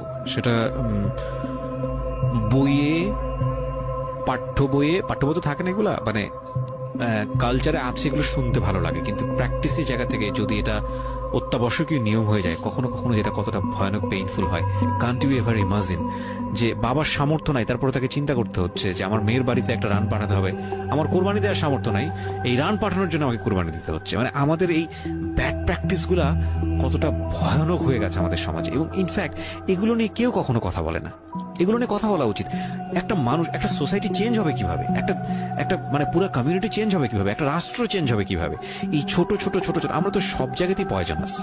এই ছোট ছোট বিষয়গুলো যদি চেঞ্জ না হয়, আমরা যে এত ডিগ্রি নিচ্ছি, প্রতি বছর পিএইচডি, ভুরি পিএইচডি বের হচ্ছে, ডক্টরেট, হ্যাঁ, আমাদের বিশ্ববিদ্যালয়ে ভরে যাচ্ছে, আমাদের ছেলেমেয়েরা গোল্ডেন এ প্লাস, আমাদের পাশের হার বাড়ছে, কিন্তু এই সব যে মানে খোরা কালচার, ল্যাংড়া টাইপের কালচার, এগুলোর যে পরিবর্তন হচ্ছে না, এগুলো নিয়ে যে কেউ কখনো কোনো কথা বলে না, এগুলো নিয়ে না পত্রপত্রিকায় কথা হয়, না কোনো মিডিয়াতে কথা হয়, অথচ এগুলো আমাদের জীবনটাকে পঙ্গু করে দিচ্ছে, এবং এগুলো নিয়ে কেউ কখনো কথা বলে না। আমরা যৌতুক নিয়ে কথা বলি, এবং যৌতুক একটা ঘাতক ব্যাধি, আমরা যৌতুক মোকাবেলা করতে পেরেছি, কিন্তু এই কালচারের মধ্যে যে যৌতুক ঢুকে বসে আছে, সেটা নিয়ে আমরা কেউ কখনো কথা বলি না, এবং এগুলো নিয়ে কথা বলা উচিত। কথা নইলে আমরা আসলে কিওর হব কিভাবে? আমরা যে বলি যে আমাদেরকে শুদ্ধ হতে হবে, আমরা মানুষ হিসেবে ভালো হতে হবে, বাট হাউ? আমাদের তো রন্ধ্রে প্রবলেম। সো প্রবলেমটাকে প্রবলেম বলা উচিত, অ্যাটলিস্ট কাউকে না কাউকে তো স্পিক আউট করতে হবে, এবং স্পিক আউট করলে তাহলে এই প্রবলেমগুলো সামনে আসবে, এবং সামনে আসলে এগুলো নিয়ে কিওর নিয়েও মানুষ কথাবার্তা বলবে। আমি তো জীবনে কোনোদিন শুনিও নাই, আমি জানি না পুরান ঢাকার এই কালচার যে মেয়ের বাড়িতে রান পাঠাতে হয়, এটা এখনো আছে, এবং এটা নিয়ে মোটামুটি মারামারি বাঁধার মতো অবস্থা। হ্যাঁ, এটা নিয়ে মানে এটা কোনো ভাবেই মিস করা যাবে না, এরকম অবস্থা। তো আমার বাসায় কিন্তু রান আসছে, আমার বাসায় পরে রান আসছে। ওইটা ছিল ঈদের দিন। হ্যাঁ, ঈদের দিন তারা আমাকে খুব খুব ব্যাডলি কথা শুনেছে আমাকে সামনে বসিয়ে রেখে, মানে 4-5 ভাই বোন একসাথে বসে যেরকম মিটিং, মনে হয় আমি অনেক বড় একটা পাপ করে ফেলছি তার ভাইয়ের কাছে বিয়ে হয়ে। আমার পাপ হয়েছে যে আমি নাকি তার ভাইকে কিভাবে ভুলিয়ে ভালিয়ে, আমি তখন ভুলাবো কি, আমার তো ভালানোর প্রশ্নই আসে না। আমি তখন মনে মনে মানে হাসিও পাচ্ছে, আমি অবাক হচ্ছি যে এগুলো কি বলতেছে, আমি নাকি তাদের ভাইকে হাত করেছি, এই টাইপের কি কি কথা বলতে, মানে আমি এখন বলতে পারবো না বুঝিয়ে। তো এগুলো বলছে, তো আমার কাছে খুব মনে হচ্ছে যে আমি কান্না করতেছি, খুব কান্না করছিলাম। তো কান্না টান্না করার পরে আমার যে হাজবেন্ড ছিল সে কেমন একটা লোক যে সে এটাও বললো না যে মাংসটা তুলে নিয়ে আসি, এটা তো একটা মানে বলতে গেলে কোরবানি দেওয়া হয়। আপনার শ্বশুর বেঁচে ছিল না? না, আমার শ্বশুর শাশুড়ি দুজনই মারা গিয়েছে। তো তার মানে ওই পরিবারের মূল হর্তাকর্তা হচ্ছে আপনার হাজবেন্ডই? হ্যাঁ। আচ্ছা। তো তখন সে ওই মাংসটা নিয়ে আসলো না, ভাই বোন ফেলে দিছে, সেও তাদের সাথে তাল মিলাচ্ছে, কিন্তু আবার আমাকে সরাসরি কিছু বলছে না। কুকুর খাওয়ার দরকার, কারণ পুরান ঢাকায় তো কুকুরের অভাব নেই রাস্তাঘাটে, আমি যেটা দেখি। না, ওইগুলির ভিতরে নাই, ছিল না, ওইগুলিতে ছিল না, থাকলে হয়তো। আর এগুলো করলে তো আপনাদের যে কালচারটা, সেটা হচ্ছে পুরান ঢাকায় একটা জিনিস খুব ভালো লাগে, একটা ফ্যামিলির খবর একটা ফ্যামিলি জানে, যে এই ফ্যামিলি পরিবারে কি হচ্ছে, এই পরিবারে কি হচ্ছে। আশপাশে তো খুব মানে ওরা তো খুব লাগানো বাড়ি ঘর, তো সবাই শুনে, এক দেয়াল দুই বাড়ি। তার মানে এগুলো নিয়ে কত কানাঘুষা তো হচ্ছিল নিশ্চয়ই। পুরো এলাকা, আমি যে কি পরিমাণ মানে লজ্জা, মানে অনুতাপ, আমাকে মানে এমন বানিয়ে ফেলছে যে আমি ওই বাড়িতে শুধু। ক্লাস 9-এ পড়ুয়া একটা মেয়ে, যেখানে তার মানে রঙিন স্বপ্ন নিয়ে ডানা মেলে বাঁচার কথা, এবং ঢাকাতে বড় হয় একটা মেয়ে, ক্যান ইউ এভার ইমাজিন? সেই মেয়েটার ঈদের সময় আমরা সাধারণত দেখি যে সকালে একটা ড্রেস পরবে, দুপুরে একটা পরবে, রাতে একটা পরবে, বান্ধবীদের সঙ্গে ঘুরে বেড়াবে, এবং মানে পাংখা যেটাকে বলে ওইরকম একটা এইজ। সেই সময়টাতে তার মাংস নিয়ে টানাটানি শুরু হয়েছে, এবং তার বাড়িতে মাংস আসলো কিনা সেটা নিয়ে টানাটানি শুরু হয়েছে, এবং সে মহল্লায় বেরোতে পারছে না নিজের মুখ, এবং এভরি নাইট তার উপর ফিজিক্যাল টর্চার। এবং ক্যান ইউ এভার ইমাজিন যে আমাদের সমাজে মেয়েরা, নারীরা কতটা সহ্য করে? কেউ কেউ সুবিধাভোগী অফকোর্স, কিন্তু ম্যাক্সিমাম ফেসটাই হয়তো বা এরকম। এবং এই জন্য নারী নির্যাতন বলে যে শব্দটা না, আসলে এটার যে ব্যাপ্তি, মানে এটার যে কতটা ভায়োলেটিভ হতে পারে, এটার ভেতরে না ঢুকলে আসলে বোঝা যায় না। তারপর কি হলো? তারপর ওই দিন গেল, ওই দিন ওই মাংসটা আমার ওই যে মেঝো দেবর, যে উনি আবার একটু অন্যরকম ছিল, উনি পড়ালেখা করেনি, উনি খুব রাফলি কথা বলতো, উনি জুতার ব্যবসা করতো। তো এমনিতে মেন্টালিটির দিক থেকে বলতে গেলে অনেকে থাকে না যে পড়ালেখা না করেও শিক্ষিত, অনেকে এরকম থাকে, কিন্তু মানে সে পুরোপুরি মানে শুদ্ধ ভাষায় কথা বলতে পারে না, যে একটা লোক খুব ঢাকাইয়া ভাষায় পুরোপুরি গালাগালি, বলতে গেলে প্রত্যেকটা কথার আগে পিছনে একটা করে গালি থাকে এরকম। কিন্তু তারপরেও না তার মেন্টালিটি আমার ভালো লাগতো। ইভেন নাও আমি এখনো চিন্তা করি যে আমার ওই ভাইয়া অনেক ভালো, হ্যাঁ, ওই দিক থেকে। তো উনি আসছে, উনি এসে এরকম দেখে বাসায় মাংসটা নিয়ে এসে রেখে তারপর খুব গালাগালি করে খুব বাজে ভাবে ভাই বোনদের বললো যে তোরা আসলে মানুষই না, তোরা মানুষ হইলে এই ধরনের এই সিচুয়েশনটা ক্রিয়েট করতি না। মানে উনি উনার মতো করে বলছে গালাগালি করে যে এইরকম মানুষ করে, তোরা কি ছোট লোক, জীবনে কি কখনো এগুলি দেখোস নাই, বা এগুলো কি কখনো খাস নাই, বা এখনো কি পাস না, এরকম করার কি আছে, ওর বাসা থেকে আসলে খাবি, এরকম মানে এইভাবে খুব বাজে বাজে 2-4টা কথা বলছে। তারপর তারা গিয়ে ঠান্ডা হয়েছে, আর আমার বলতেছে তুমি এখানে বসে বসে ওদের দৃশ্য দেখতেছো কেন, তুমি উপরে যাও। তখন তার বউর আবার একটু জেলাস হলো যে আমার প্রতি তার কেন আদর, মানে ওই দিক থেকে আবার মানে ওইটা ওইভাবে দেখলো না যে ভাই হিসেবে বোনকে সেভ করলো, এরকম না। আমি কিন্তু এইভাবে নিয়েছি যে মনে হচ্ছিল যে আমার বড় ভাই, এটা ওদের ভাই না, আমারই বড় ভাই, আমাকে সেভ করলো। আমার কাছে এত ভালো লাগছে, আমি কিছু হলেই বলতাম ভাইয়ারে, যে বলতাম ভাইয়া দেখেন না আমার সাথে এটা বলতেছে, সাথে সাথে নেমে এই কে ওরে গালাগালি করছে, উনি তো গালাগালি শুরু করে দিত, আর উনারে সবাই ভয় পেত। মানে আমার হাজবেন্ড ভাই বোনের সাথে তাল মিলাতো, আর উনি ছিল একটু ডিফারেন্ট। তো কিছু হলেই উনি বাসায় আসার অপেক্ষায় থাকতেন, উনি আসলে উনারে বলবো, একদম সিঁড়ি দিয়ে ওঠার সময় নামার সময় ভাইয়া আজকে আমার না এটা বলছে, এই সাথে সাথে ভালো হলি, মানে উনি মোটামুটি আমাকে সেফ রাখতো। আর ছোট যে দেবরটা ছিল ও হচ্ছে একদম কোনো কথাই বলে না, চুপচাপ, ইয়েস নো কিছুই বলে না, চুপচাপ। সে আবার ছিল স্কুল টিচার, ওই পুরো ফ্যামিলিতে ওই এডুকেটেড ছিল, মাস্টার্স কমপ্লিট করা আর কি। ও একটা খুব ভালো সাইড বেছে নিয়েছে যে কথা বলে এখানে লাভ হবে না। না, হ্যাঁ, সে একদম চুপ নিরপেক্ষ, কারণ তাদের সাথে বলতে গেলে ভাই বোনের সাথে দ্বন্দ্ব হবে, আমার সাপোর্টে যেতে গেলে একটা বাজে কিছু ক্রিয়েট হবে, আবার আমাকে বকা দিতে গেলে এটা অন্যায় হবে, সে ওটা বুঝতো। মানে আমি যা সবকিছু মিলে যেটা দেখলাম যে এটার জন্যই সে চুপচাপ থাকতো। তো মানে উকিল মা যে ছিলেন আমার খালা, উনি কোরবানি দিয়ে পরের দিন রান পাঠাইছে। পরে এই রান পাঠানোর পরে আমার ওই যে মেজ দেবর যে ছিলেন, হুম। তিনি তো আরেকটা দিল একদম, মানে আরেক ধোলাই দিল সবাইকে, যে ছোট লোক। এখন বল যে ও বাসায় ফোন করে বলছে বা বাসায় গেছে, ও তো কালকে থেকে বাসায় যায়নি, ওর হাতে তো ফোনও নাই, ফোন নিলে তোদের কাছ থেকেই তো নিতে হবে, তখন আমার হাতে ফোন নেই, তো ও তো বাসায়ও যায়নি। এখন বল যে এটা ও বলছে তারপর ও পাঠাইছে, তোরা এত ছোট লোক কেন, মানে ভাই বোনরাই বলতেছে। তো ওরা তো আর কিছু, হ্যাঁ এটা পাঠানো তো এটা উচিতই, এটা ওদের উচিত, এই সেই এই যে এটা এটাই তেমন কিছু বলছিলাম না। আমি। মানে সে তারা তারপরও ছোট হচ্ছে না, তারা মনে করতেছে এটাই করা উচিত ছিল, এটা না করলে আরেকটা কথা শোনাইতাম, এরকম বলতেছে ওটা। তো এইগুলো করার পরে আমিও আর এগুলা মাথা থেকে ফেলে দিলাম, ভাইয়াও বলে টলে চলে গেল। আর আমার হাজবেন্ড যে ছিল সেও খুব খুশি, সে মানে আমার বাসা থেকে পাঠাইছে এই সেই। তো বিয়ের 4 মাস পরে মেইন পার্ট যেটা, যে আমি কনসেপ্ট করি, তখন আমি বুঝতে পারি না কনসেপ্ট এই করার 13-14 বছর বয়সে? হ্যাঁ, তখন আমি স্কুল যাতায়াত করতাম, রেগুলার না, আচ্ছা, মাঝে মাঝে যেতেন? ইরেগুলার, মানে মাঝে মাঝে বলতে আমি চাচ্ছিলাম কি পড়াটা রানিং থাকুক, এক্সাম গুলো দিব আর বাসায় থাকবো। আর বাসা থেকে যখন স্কুল ড্রেস পরে বেরোতাম, আমাকে সবাই মিলে কি যে বলতো, মানে বলার মতো না, এগুলো অকথ্য ভাষা বলতে গেলে, যে মানে নোংরা কথা বলতো। তো যাই হোক, ওগুলো আমি কানেও নিতাম না, আমি বলতাম না আমি স্কুলে যাব। আর যেহেতু বিয়ের সময় বলছে যে ওরে পড়াশোনা করতে দিব, আমার হাজবেন্ড এগুলো বলছে, ও না ও স্কুলে যাবে আসবে সবই করবে। পরে গিয়ে বলে কি তুমি বাড়ির বড় বউ, তুমি যদি স্কুল ড্রেস পরে স্কুলে যাও কেমন দেখা যায়, আমি তো বোরকা পরতাম।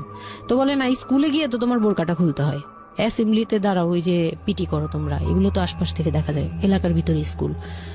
আমার অসম্মান, এটা তার অসম্মান হয়ে উনি যায়। পড়াশোনা করেছেন আপনার হাজবেন্ড? না, উনি ক্লাস 5 পর্যন্ত পড়ে আর পড়াশোনা করেন। রাইট, ওনার জন্য অসম্মানই হবে এটা। আমি ক্লাস 5 পড়ুয়া যারা আছেন বাংলাদেশ, তাদের সবার প্রতি রেসপেক্ট রেখে বলছি, ক্লাস 5 না, এনার ডিগ্রি পাস করা এরকম অনার্স মাস্টার্স পড়ুয়া এরকম অনেক ছেলে মেয়ে আছেন যারা এই ধরনের মানে আজগুবি ল্যাংরা টাইপ যুক্তি দিয়ে জীবনটাকে চালান। তাদের জন্য এটা আসলে অযুক্তি, কি হবে, কিছু করার নাই। হ্যাঁ, তো আমি তখন চিন্তা করছি যে আমি স্কুলে যাব, তো মাঝে মাঝে করতাম কি একটু করেই, মানে ম্যানেজ করে যাওয়ার চেষ্টা করতাম, বিষয়টা যদি এরকম হতে ধরেন, আমি জানি না, প্রথমত যেটা ঠিকই হয়নি, মানে কোনো কিছুই ঠিক হয়নি, শুনছি আর মেজাজ খারাপ হচ্ছে আসলে, মানে কোনো কিছুই ঠিক হয়নি। তারপরেও যদি খারাপের মধ্যে ভালোটা চিন্তা করি, যে ঠিক আছে, এত কিছু একটা মানুষের এত খারাপ, একটা দুটো দিক তো ভালো থাকতে পারে না। ওর ওয়াইফকে সে সাথে করে নিয়েছে, ঠিক আছে তোমার স্কুলে চলো, আমি তোমাকে পৌঁছে দিয়ে আসি, স্কুলে পৌঁছে দিয়ে আসলো, স্কুল থেকে নিয়ে আসলো। কিছু জিনিস হয়তো ওনার আত্মসম্মানে লাগবে, যেহেতু উনি বেশি দূর পর্যন্ত লেখাপড়া করেনি, উনি অনেক কালচারের সাথে অভ্যস্ত না, এতটুকু হলেও তো ও নিজের মনটাকে বুঝতে দিতে পারতো যে না, আমার হাজবেন্ড আমাকে কেয়ার করে। মানে স্টুপিডিটি আর কি, মানে লিমিটলেস স্টুপিডিটি যাকে বলে। তুমি অ্যাসেম্বলিতে দাঁড়াবে, সেখানে তোমার লেখাপড়া বন্ধ, বদমাইশ।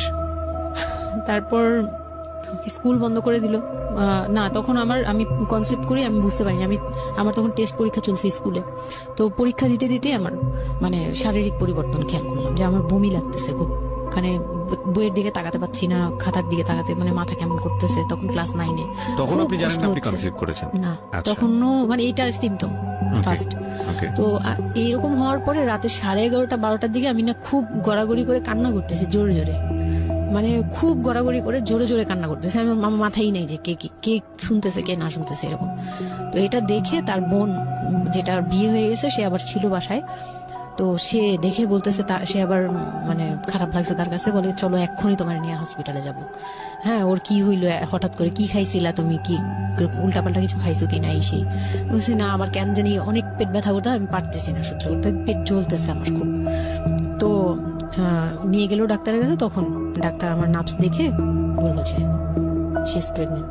বাট 100% কনফার্ম করতে পারবেন না, না আল্ট্রাসাউন্ড এমনিতে, তবে উনি আর কি উনার মতো করে বলছে। আচ্ছা, আচ্ছা, আর okay. তখন টেস্ট দিল একটা, যে রাতে নিয়ে যান, ইউরিন টেস্ট টাইপের একটা কিছু বাসায় করা যায়, ওই টাইপের একটা টেস্ট দিল। তো ওইটাই করলাম, বাসায় এসে করার পরে পজিটিভ আসছে, যেভাবে বলছে ওইভাবে করছি, করার পরে পজিটিভ আসছে। How do you feel?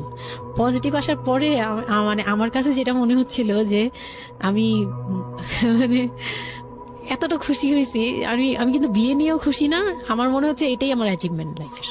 আচ্ছা, এতটা খুশি হয়েছে আমি বলতে পারবো না কেন। এটা আসলে ন্যাচারালি আল্লাহ হয়তো প্রত্যেকটা মেয়ের মধ্যে এই বিষয়টা দিয়ে দেন, যে নইলে আসলে মা কেন, মানে মা তো মাই, এটা আসলে আল্লাহ গিফটেড অফকোর্স। দেখেন, এরকম একটা ডিফিকাল্ট সিচুয়েশনের মধ্যে, যেখানে 13 বছর বয়সে ওর আসলে এই জিনিসটা ফিল করার কথা না, সেখানে ও ফিল করতেছে, এটা কিন্তু লজিকলেস ফিল, এবং এই ফিলটা সম্পূর্ণই ন্যাচারাল। ওকে, আমার কাছে তখন মনে হচ্ছিল কি যে আমার পেটে একটা জীবন্ত কিছু আছে, এক্স্যাক্টলি। মানে এরকম ফিল হচ্ছে।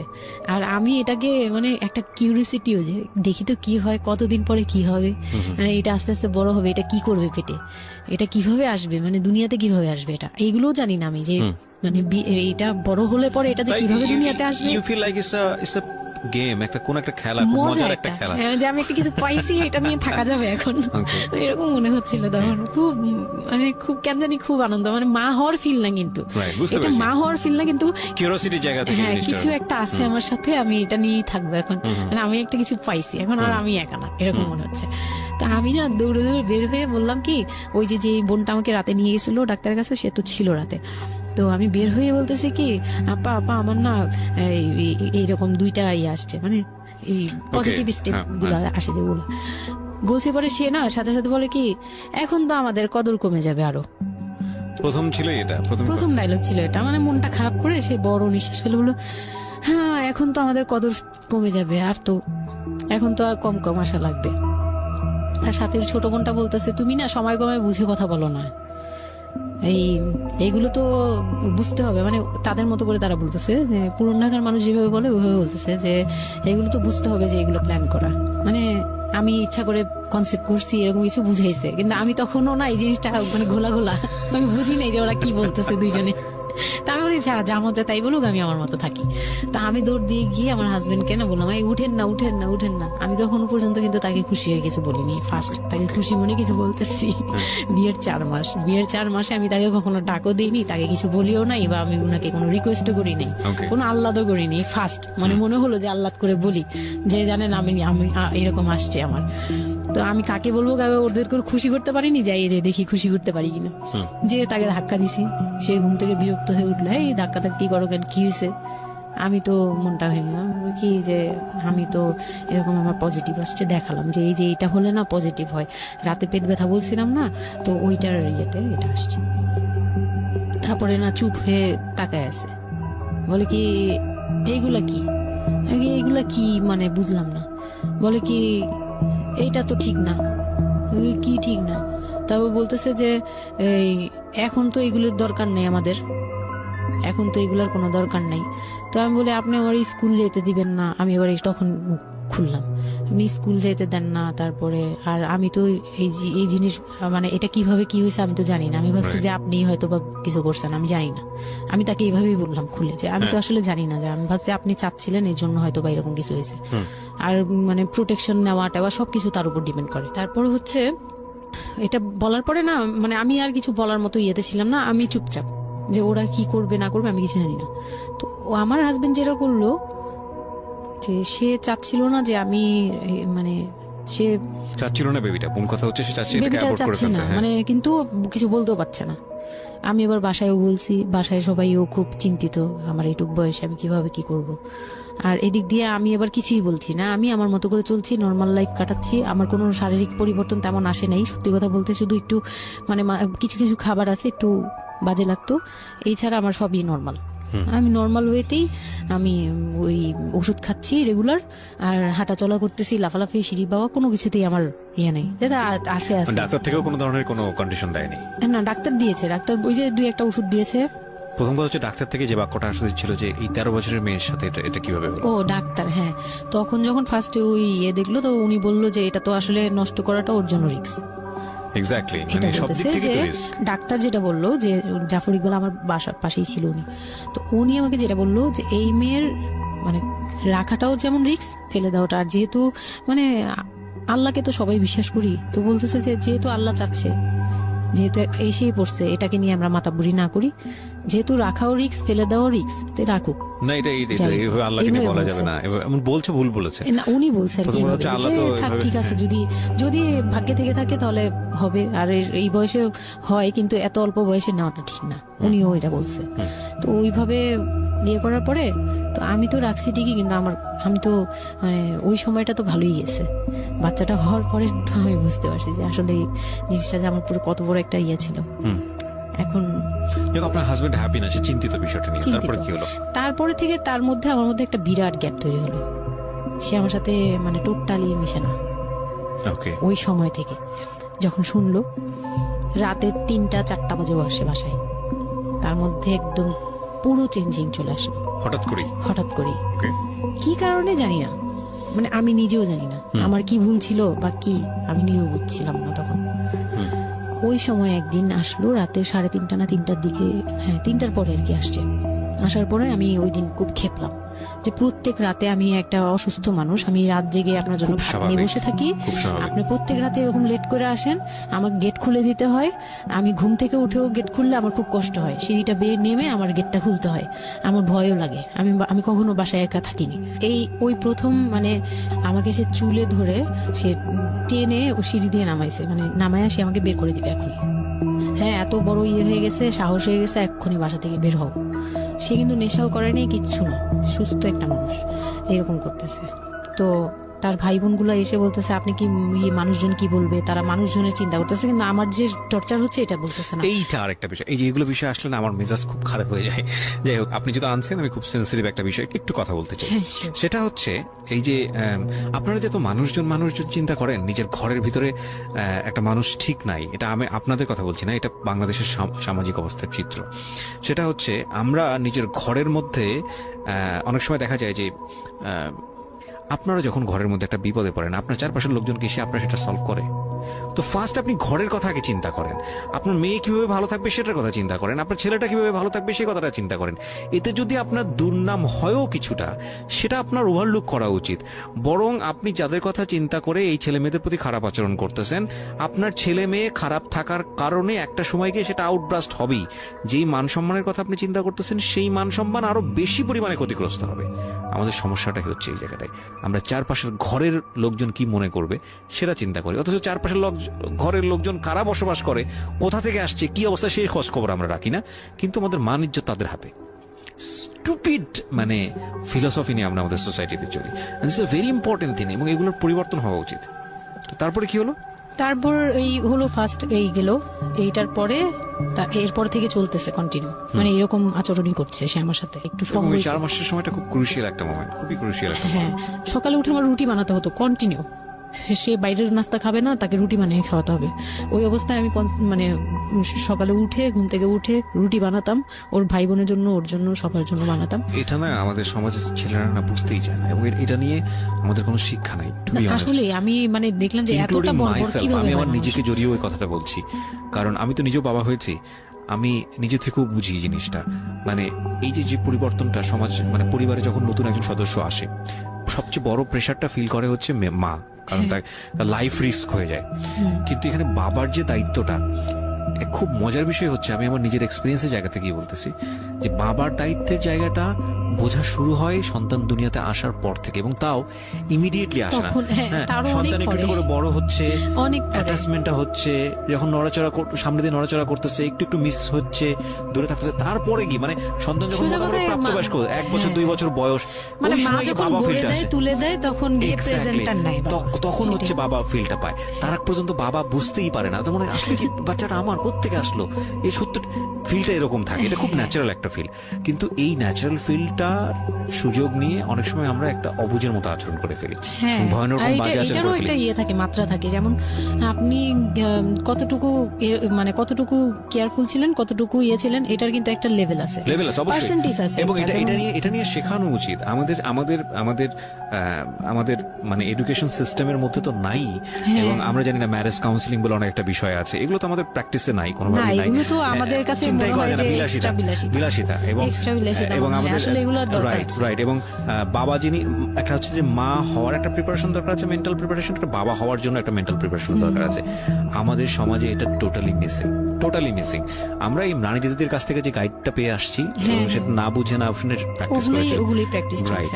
আমি জানি না, আজকে আমি সত্যি এই কথাগুলো বলতেছি, হয়তো আমরা ওই রাতারাতি পরিবর্তনের জায়গায় যেতে পারবো না, বাট আমি শুধু একটা কথাই বলতে চাই, সেটা হচ্ছে বাবাদের দায়িত্বটা অনেক বেশি, বিশেষ করে বাচ্চা চলে আসার পর থেকে মেন্টাল সাপোর্টটা খুব জরুরি, খুবই জরুরি। হ্যাঁ, এবং কারণ এটা একটা মেয়ের লাইফ রিস্কের প্রশ্ন, এবং আপনি জানবেন না যে সে আসলে কতটা ভয়ানক রকমের লাইফ রিস্কের মধ্যে রেখে সে একটা সুন্দর স্বপ্ন দেখে। তো ওই মানুষের পাশে কিছুই না, আপনি শুধু কোম্পানি দেন, এবং এই কোম্পানিটা তারা খুব মিস করে এই সময়টাতে। হ্যাঁ, এটাই ও বলার চেষ্টা করছে।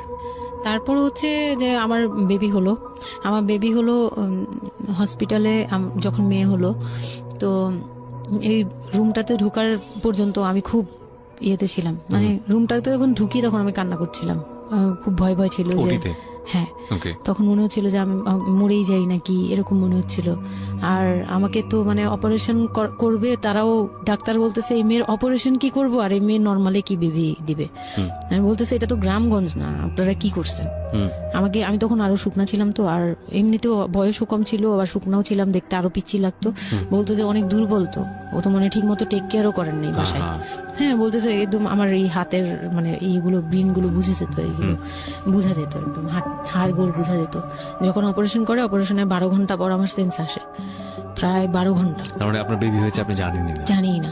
পরে আমি যখন ঘুম থেকে সিজারিয়ান বেবি, পরের দিন শুধু রাতে একটু টের পাই যে আমি আমার পাশে কেউ মানে ব্রেস্ট ফিড করছে, এইটা ফিল পাইছি। শুধু মুখের দিকে তাকাতে পারিনি, চোখ খুলতে পারিনি, কিন্তু কেউ একজন আমার পাশে শোয়া, মানে আমার হাতের উপরে একটা বাচ্চা শোয়া, এরূপ ফিল পেয়েছি। আর এরপরে যে চোখ বন্ধ করেছি, একবারে সকালে প্রায় 11টা-12টার দিকে আমার ঘুম ভাঙছে। তখন তাকানোর পরে একটু পুরোপুরি ইয়েতে, তো আমাকে উঠিয়ে নিয়ে আমাকে ইয়েতে ক্যাবিনে দেওয়া হলো। ক্যাবিনে দেওয়ার পরে আমি বাচ্চাকে দেখি, বারবার চিন্তা করি যে এটা আমার মেয়ে, কোত্থেকে আসলো, কিভাবে আসলো, আমি নিজেকে দেখি। এটা তখন না আমার মাথায় এটাও ছিল না যে এটার বাবাকে, এটার ফুপুকে, এটার চাচাকে, হোয়াট এভার, আমার বাচ্চা এটা, মানে আমি এখনো স্টিল না, আমার বাচ্চা এখন ক্লাস 8-এ পড়ে, এখনো আমি তাকে বাচ্চা হ্যাঁ। তো ও আর আমি একসাথে হাঁটলে মনে হয় কি মানে ফ্রেন্ড আমরা এরকম। পর হচ্ছে ওই বাচ্চাটা হলো, বাচ্চাটা হওয়ার পরে সে খেলে, আমার খুব ভালো লাগে, তাকে নিয়ে আমার সময় ভালো কাটে। আমার আর মানে ওর বাবার কথা মাথায় নেই যে এই লোক শুধু মানে এনে দিবে ঘরে, আমি রান্না করব, খাবো, ব্যাস ওই পর্যন্তই শেষ। আমার আর এর দরকার নেই, কাউরই দরকার নেই। আমার বাচ্চা নিয়ে আমি পুতুলের মতো খেলি সারাদিন। ওর বাবা অনেক সময় দেখা গেত, ওর বাবা তো রাতে 2টা-3টায় আসতো, আসার পরে যে খাওয়া দাওয়া করে ঘুমাবে। তো আমার তো ওই রুম ছাড়া কোনো ওয়ে ছিল না, ওই রুমে আমি হাঁটাহাঁটি করতাম, বাচ্চা কান্না করতো। একদিন এমনও হয়েছে সে আমাকে ঘর থেকে বের করে দিচ্ছে, আমি নাকি ইচ্ছা করে বাচ্চাকে কাঁদাই আর তাকে ঘুমাতে দেই না। হ্যাঁ, সে আমাকে বাসা রুম থেকে বের করে দিচ্ছে। তো রাতে এত রাতে বাসা থেকে যখন রুম থেকে বের করে দিচ্ছে, আমি সিঁড়িতে সারা রাত, মানে ওদের তো আর বারান্দাও নেই, হাঁটার জায়গা। বাচ্চা কোথায় ছিল? বাচ্চা আমার কোলে, বাচ্চা তাওয়াল দিয়ে পেঁচানো আমার কোলে, সে কান্না করতেছে, আমি সিঁড়িতে বসে আছি। আর আমি যখন সিঁড়িতে বসছি, আমি জানি না কি কারণে বাচ্চার কান্না অটো থেমে গেছে। রুম থেকে বের হয়েছি না, তো ওর বাবা যে ধমক টমক দিছে, আমি জানি না কি কারণে, হয়তো বা রাতও অনেক হয়ে গেছিল, অনেক কান্নাকাটির পরে হয়তো ও ক্লান্ত হয়ে গেছিল, ও মোটামুটি চুপ হয়ে গেছে সিঁড়িতে, নয়তো পুরো এলাকা জানার কথা এইরকম। তো আমি সিঁড়িতে বসে বসে কান্না করছি সারা রাত, মানে তখন অলমোস্ট তখন 4টা বাজে, ভেতরে ভাবে ঘুমিয়েছেন আগে। হ্যাঁ, তখন সে ঘুমাচ্ছে, ভিতরে গিয়ে ঘুমাচ্ছে। আমি এর ভয়ে রুমেই যাইনি, মানে কি না কি করবে আবার, এই জন্য রুমেই যাইনি। তো এই কাজটা করার পরে সে আমার মন থেকে আরো উঠে গেছে। আমার যে দেবর ছিল, যে বললাম যে আমাকে খুব ভালোবাসতো উনি, তো উনি আবার খুব ভোরে আসতো, জুতার ব্যবসায়ী তো, ওনাদের কারখানা সারা রাত কাজ হতো, প্রত্যেক দিন সকালে 5টা-6টা এইভাবে আসতো। তো ঘন্টাখানিক পরে উনি যখন চলে আসছে, তখন আমাকে সিঁড়ি দিয়ে ওঠার সময় মানে গেট নক করছে, ওনার ওয়াইফ নামছে উপর থেকে, নেমে বলতে তুমি এখানে কেন? আমি বললাম যে এরকম আপনার ভাই ঘুমাতে পারে না, আমাকে বের করে দিচ্ছে।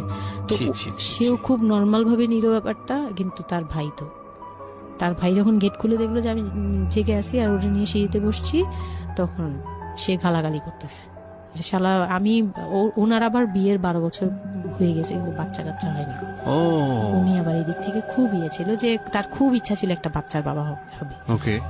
এই তো আমার কোল থেকে বাচ্চাকে নিয়ে বলতেছে, তোমরা আসলে কেউ যোগ্য না, তুমি মা হওয়ার যোগ্য না, ও তো বাপ হওয়ার যোগ্য ছিলই না কোনোদিন, তারপরে তোমাদের ঘরে দিছে। মানে সে গালাগালি করতেছে, না আমি এতদিন ধরে ট্রাই করতেছি, আমি পাচ্ছি না, আর ওরে দিয়ে দিছে, ওর মতো একটা অপদার্থরে দিয়ে দিচ্ছে, মানে এরকম করে বলতেছে।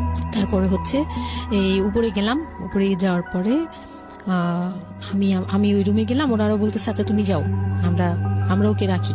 ও ঘন্টাখানিক রাখলো, পরে ঘুমানোর পরে আমাকে আবার ডেকে দিয়ে দিচ্ছে বাচ্চাকে, যে ও ঘুমালে আমি দিয়ে আসবো, তুমি রুমে ওরে নিয়ে যেও না, ও আবার কান্নাকাটি করলে বড় ভাই রাগারাগি করতে পারে। তো ওইভাবে আমি আবার রুমে গিয়ে ঘুমালাম, পরে ওনারা দিয়ে গেছে। এই গেল একটা রাত। তারপর আমার বাচ্চাটা যখন 3-4 বছর হয়, মানে এইভাবে বাচ্চা কোলে আদর করতো, বাচ্চা নিত, কোলে নিত? না, বাচ্চা কোলে নিতে পারতো না। ও ছোট থেকে এত বুঝতো, মানে তার বাবা কি কি পছন্দ করতো, কি কি পছন্দ করতো না, ওগুলা করতো না।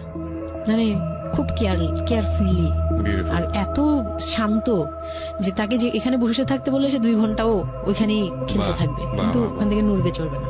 তো আমি চিন্তা করে দেখলাম কি আমি ইম্যাচিউর মাদার, তো হয়তো বা সৃষ্টিকর্তা এর জন্যই আমাকে এরকম একটা ভেবে দিয়েছে যে ওই তোমাকে বুঝুক। ইভেন নাও, মানে এখন যে ও এত বড় হয়ে গেছে তারপরেও আমাকে অনেক কিছু বুঝায়, মানে সে আমার চেয়ে ভালো বুঝে, আমি বুঝি। তো যাই হোক, ও যখন 3 বছর হলো, 3 বছর 3.5 বছর, তখনই আমি তাকে স্কুলে দিব। এডিট পার্ট আর 15 মিনিট আছে। আচ্ছা, সো স্পিচ করেন, হ্যাঁ, মূল বিষয়গুলো আনেন। তো ওখানে হচ্ছে 3 বছরের কালে আমি ওকে স্কুলে দিলাম। স্কুলে দেওয়ার পরে আমি ওখান থেকে ওরে স্কুলে দিয়ে আমি নিজে ভর্তি হলাম ইয়েতে, ওপেন ইউনিভার্সিটি, মানে বুঝতে পেরেছি, উন্মুক্ত বিশ্ববিদ্যালয়। হ্যাঁ, ক্লাস 9 এ ভর্তি হলাম। তো ও পড়াশোনা করে, আমিও করি। বাসায় বা আশপাশের সবাই আমাকে নানান ধরনের কথা বলে যে মা মেয়ে একসাথে স্কুল ব্যাগ নিয়ে যায়, কেমন দেখা যায়। আমি বলছি যা মন চায় তাই দেখা যাক। আমার তখন আমি একটু ডেসপারেট হয়ে গেছিলাম। এটাই বলছিলাম যে এই ধরনের মেয়েরা সাধারণত জীবনের একটা পর্যায়ে মারাত্মক রকমের ডেসপারেট হয়ে যায়। এটা শুধু মেয়েরা বলবো না, মানুষ বলবো আমি। তো আমি নিজে ইংলিশ মিডিয়ামে পড়ছি, তো মানে খুব বেশি বয়সগুলো পার হয়, ভালো লাগে না। তো বাংলা মিডিয়ামে দিলাম। শিশু শ্রেণী থেকে 1-এ উঠে গেল 4 বছর বয়সে। এইভাবে করে সে উঠতেছে, মানে সে খুব ভালো রেজাল্ট করে। আমারও খুব মজা লাগতে লাগলো। আমি তাকে পড়াই, নিজে পড়ি। 2জন মামে মিলে ওকে স্কুলে দিয়ে দেখা যায় আমি আমার কোচিং এ যাই। আমি আবার কোচিং করা শুরু করলাম। তো সেও খুব মজা পেত যে তোমার ব্যাগ আর আমার ব্যাগ, মানে ওয়েট করতো। খুব মজার একটা সময় ছিল যে 2জনের টিফিন নিয়ে যাচ্ছি। তো আমরা খুব মজা করে এরকম ক্লাস করতাম। ওর বাবার মাঝখানে একটু জেলাসি হলো, মানে মাঝে মাঝে খুব জেলাসি করতো। তো এইগুলো নিয়ে একটা পর্যায়ে যে বিয়ের প্রায় 6 বছর বা 7 বছর কালে তার বাবা এমন ভাবে একটা লোন করলো, 8 লাখ টাকার একটা লোন করলো। আমি এটা বুঝতে পারিনি, আমি তখন মাত্র এসএসসি পাস। রিপন? হ্যাঁ, 8 লাখ টাকার লোন। 8 লাখ টাকার লোন ব্র্যাক ব্যাংক থেকে।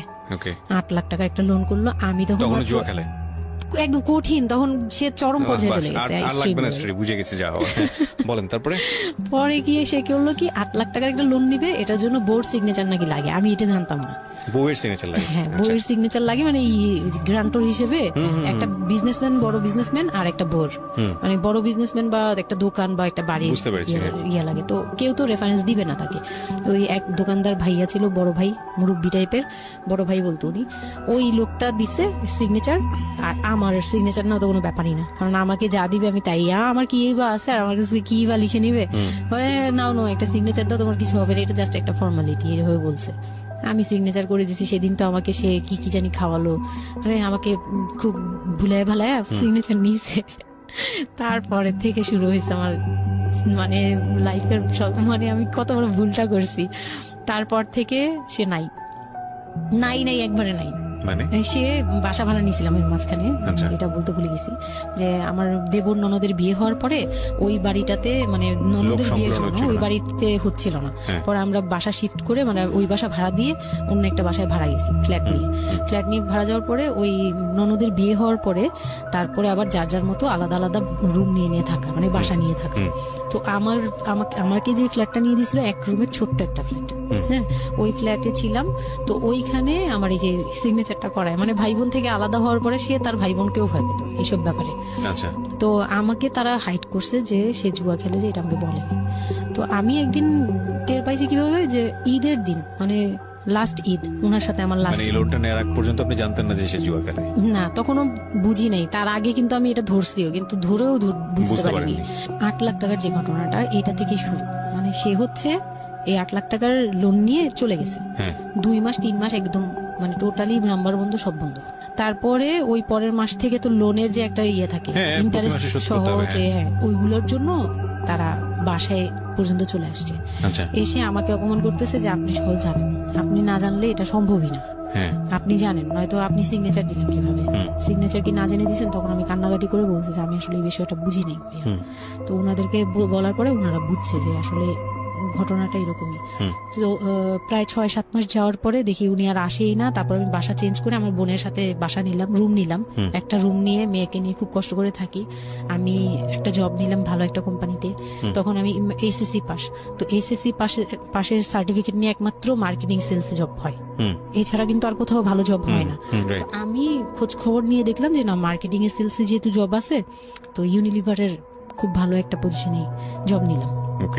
সেলসে জব নিলাম, পরে মোটামুটি 10-12 হাজার টাকার মতো স্যালারি ছিল, ওটা দিয়েই চলতাম। মেয়েকে নিয়ে বাড়ি ভাড়া দিতাম 4-4.5 হাজার টাকা। না, আমি যখন তারপর হুট করে একদিন আসছে, এসে তারপর দেখি ঘরে বসে থাকে, সারাক্ষণ ঘরে বসে থাকে। ব্যাংকের লোক আসবে শুনলেই বের হয়ে যায়, আর বের হয়ে আবার 2-3 দিন থাকে না, আবার আসে। মানে একটা কেমন খেলা, লুকোচুরি জীবন। হ্যাঁ, লুকোচুরি জীবন, বিজনেস টিজনেস কিচ্ছু না, নিয়ে থাকে। আমি রান্না করলে উনি খেয়ে চলে যায়, আর উনি যে খায় মানে তখন জিজ্ঞেসও করে না যে মেয়ে খাইছে বা তুমি খাইছো কিনা, কিচ্ছু না।